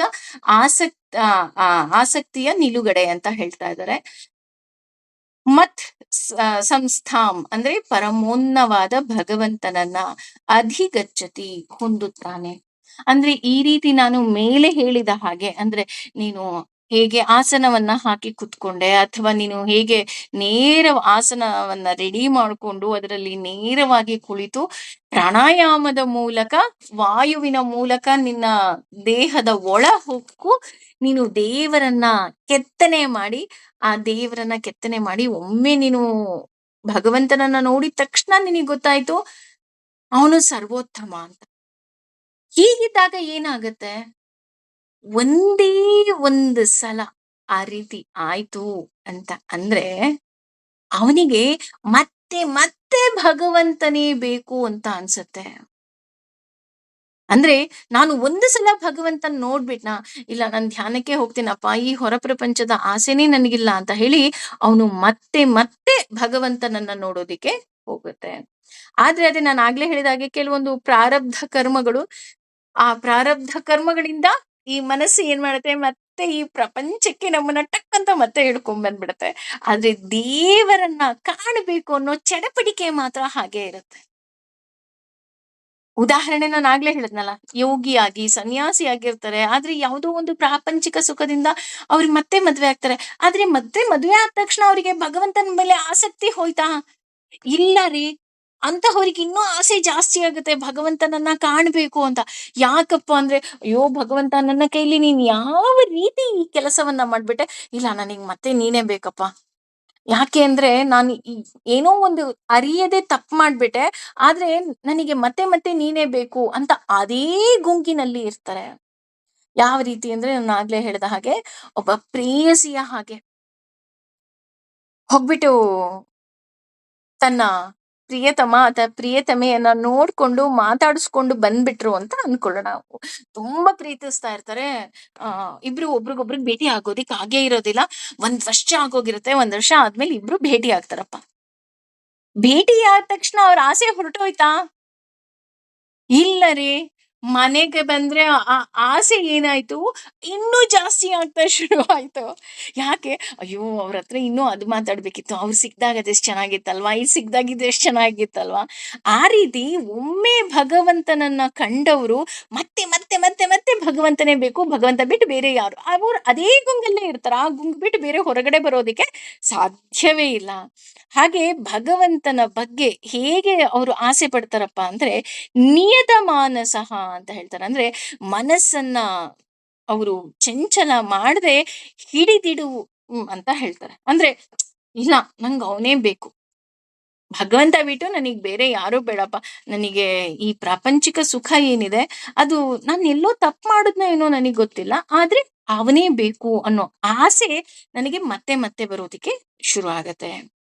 ನಿರ್ವಾಣ ಪರ ಪರಮಾಂ ಅಂದ್ರೆ ಶಾಂತಿ ಸಿಗ್ತಾ ಹೋಗುತ್ತೆ. ಭಗವಂತನ ಅಧೀನದಲ್ಲೇ ನಾವು ಇದ್ದಾಗ ಎಲ್ಲವೂ ಸುಖ ಅಂತ ನಮ್ಗೆ ಗೊತ್ತಾಗತ್ತೆ. ಅಂದ್ರೆ ಕಂಪ್ಲೀಟ್ ಸರೆಂಡರ್ ಆದಾಗ. ಉದಾಹರಣೆ, ಆ ನಾನೀಗ ಅಜ್ಜಿ ಮನೆಗೆ ಹೋದೆ ಅಂತ ಅನ್ಕೊಳ್ಳೋಣ. ಅಂದ್ರೆ ಈ ವಯಸ್ಸಲ್ಲಿ ಈಗ ನಾವಿದ್ದವರು ನಮ್ಗೆ ಅಜ್ಜಿ ಮನೆಗೆ ಹೋದ್ರೆ ಏನೋ ಸುಖ. ಅಜ್ಜಿ ತೊಡೆ ಮೇಲೆ ಮಲ್ಕೊಂಡ್ರೆ ಏನೋ ಸುಖ. ಯಾಕೆ? ನಮಗೆ ಯಾವುದೇ ರೀತಿಯಾದಂತಹ ಜವಾಬ್ದಾರಿ ಇರೋದಿಲ್ಲ ಅಲ್ವಾ?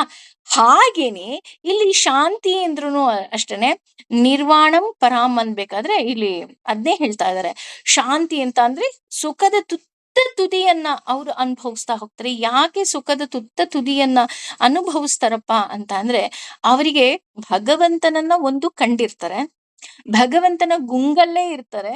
ಭಗವಂತನೇ ಬೇಕು ಅನ್ನೋ ಮನಸ್ಥಿತಿ ಇರುತ್ತೆ.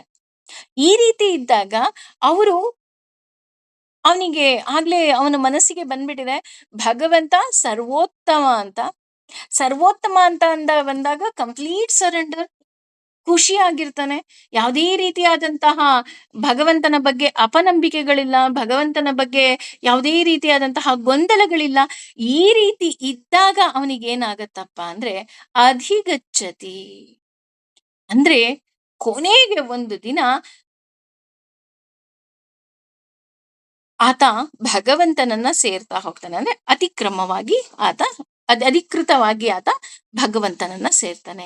ಧ್ಯಾನ ಮತ್ತು ಧ್ಯಾನದಿಂದ ಪ್ರಯೋಜನ ಇದಕ್ಕಿಂತಲೂ ಇದೆ. ಅದೇನಪ್ಪಾ ಅಂತಂದ್ರೆ ಈ ರೀತಿ ಯಾವಾಗ ಒಳಗಿನಿಂದ ಭಗವಂತನನ್ನ ಕಾಣ್ತಾನೆ ಅವನು ಈಹಲೋಕದಲ್ಲೂ ಪರಲೋಕದಲ್ಲೂ ಸುಖವಾಗಿ ಇರೋದಕ್ಕೆ ಸಾಧ್ಯ.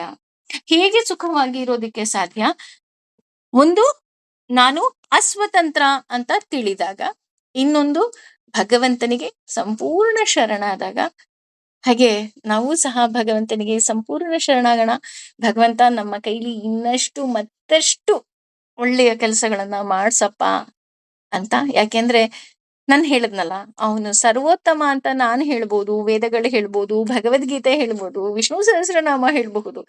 ಆದ್ರೆ ಅವನು ಸರ್ವೋತ್ತಮನೇನಾ ಅನ್ನುವಂತಹ ಒಂದು ಭಾವ ಏನಿದೆ ಅದು ನಿಮಗೆ ನೀವೇ ಬರಬೇಕೇ ವಿನಃ ಯಾರೋ ಹೇಳೋದ್ರಿಂದ ಅದು ಬರೋದಿಲ್ಲ.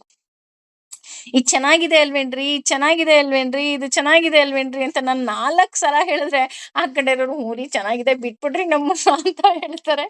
ಆದ್ರೆ ಚೆನ್ನಾಗಿದೆ ಅನ್ನೋದು ನಿಮಗೆ ಬಂದಾಗ ಏನಾಗತ್ತೆ, ಅದರ ಬೆಲೆ ಜಾಸ್ತಿ ಆಗತ್ತೆ. ಹಾಗಾಗಿ ಭಗವಂತ ನಿಜಕ್ಕೂ ಸಹ ಸರ್ವೋತ್ತಮ. ಅದು ನಿಮ್ಮೆಲ್ಲರ ಅನುಭವಕ್ಕೆ ಬರ್ಲಿ. ಸರ್ವಂ ಶ್ರೀ ಕೃಷ್ಣಾರ್ಪಣಮಸ್ತು.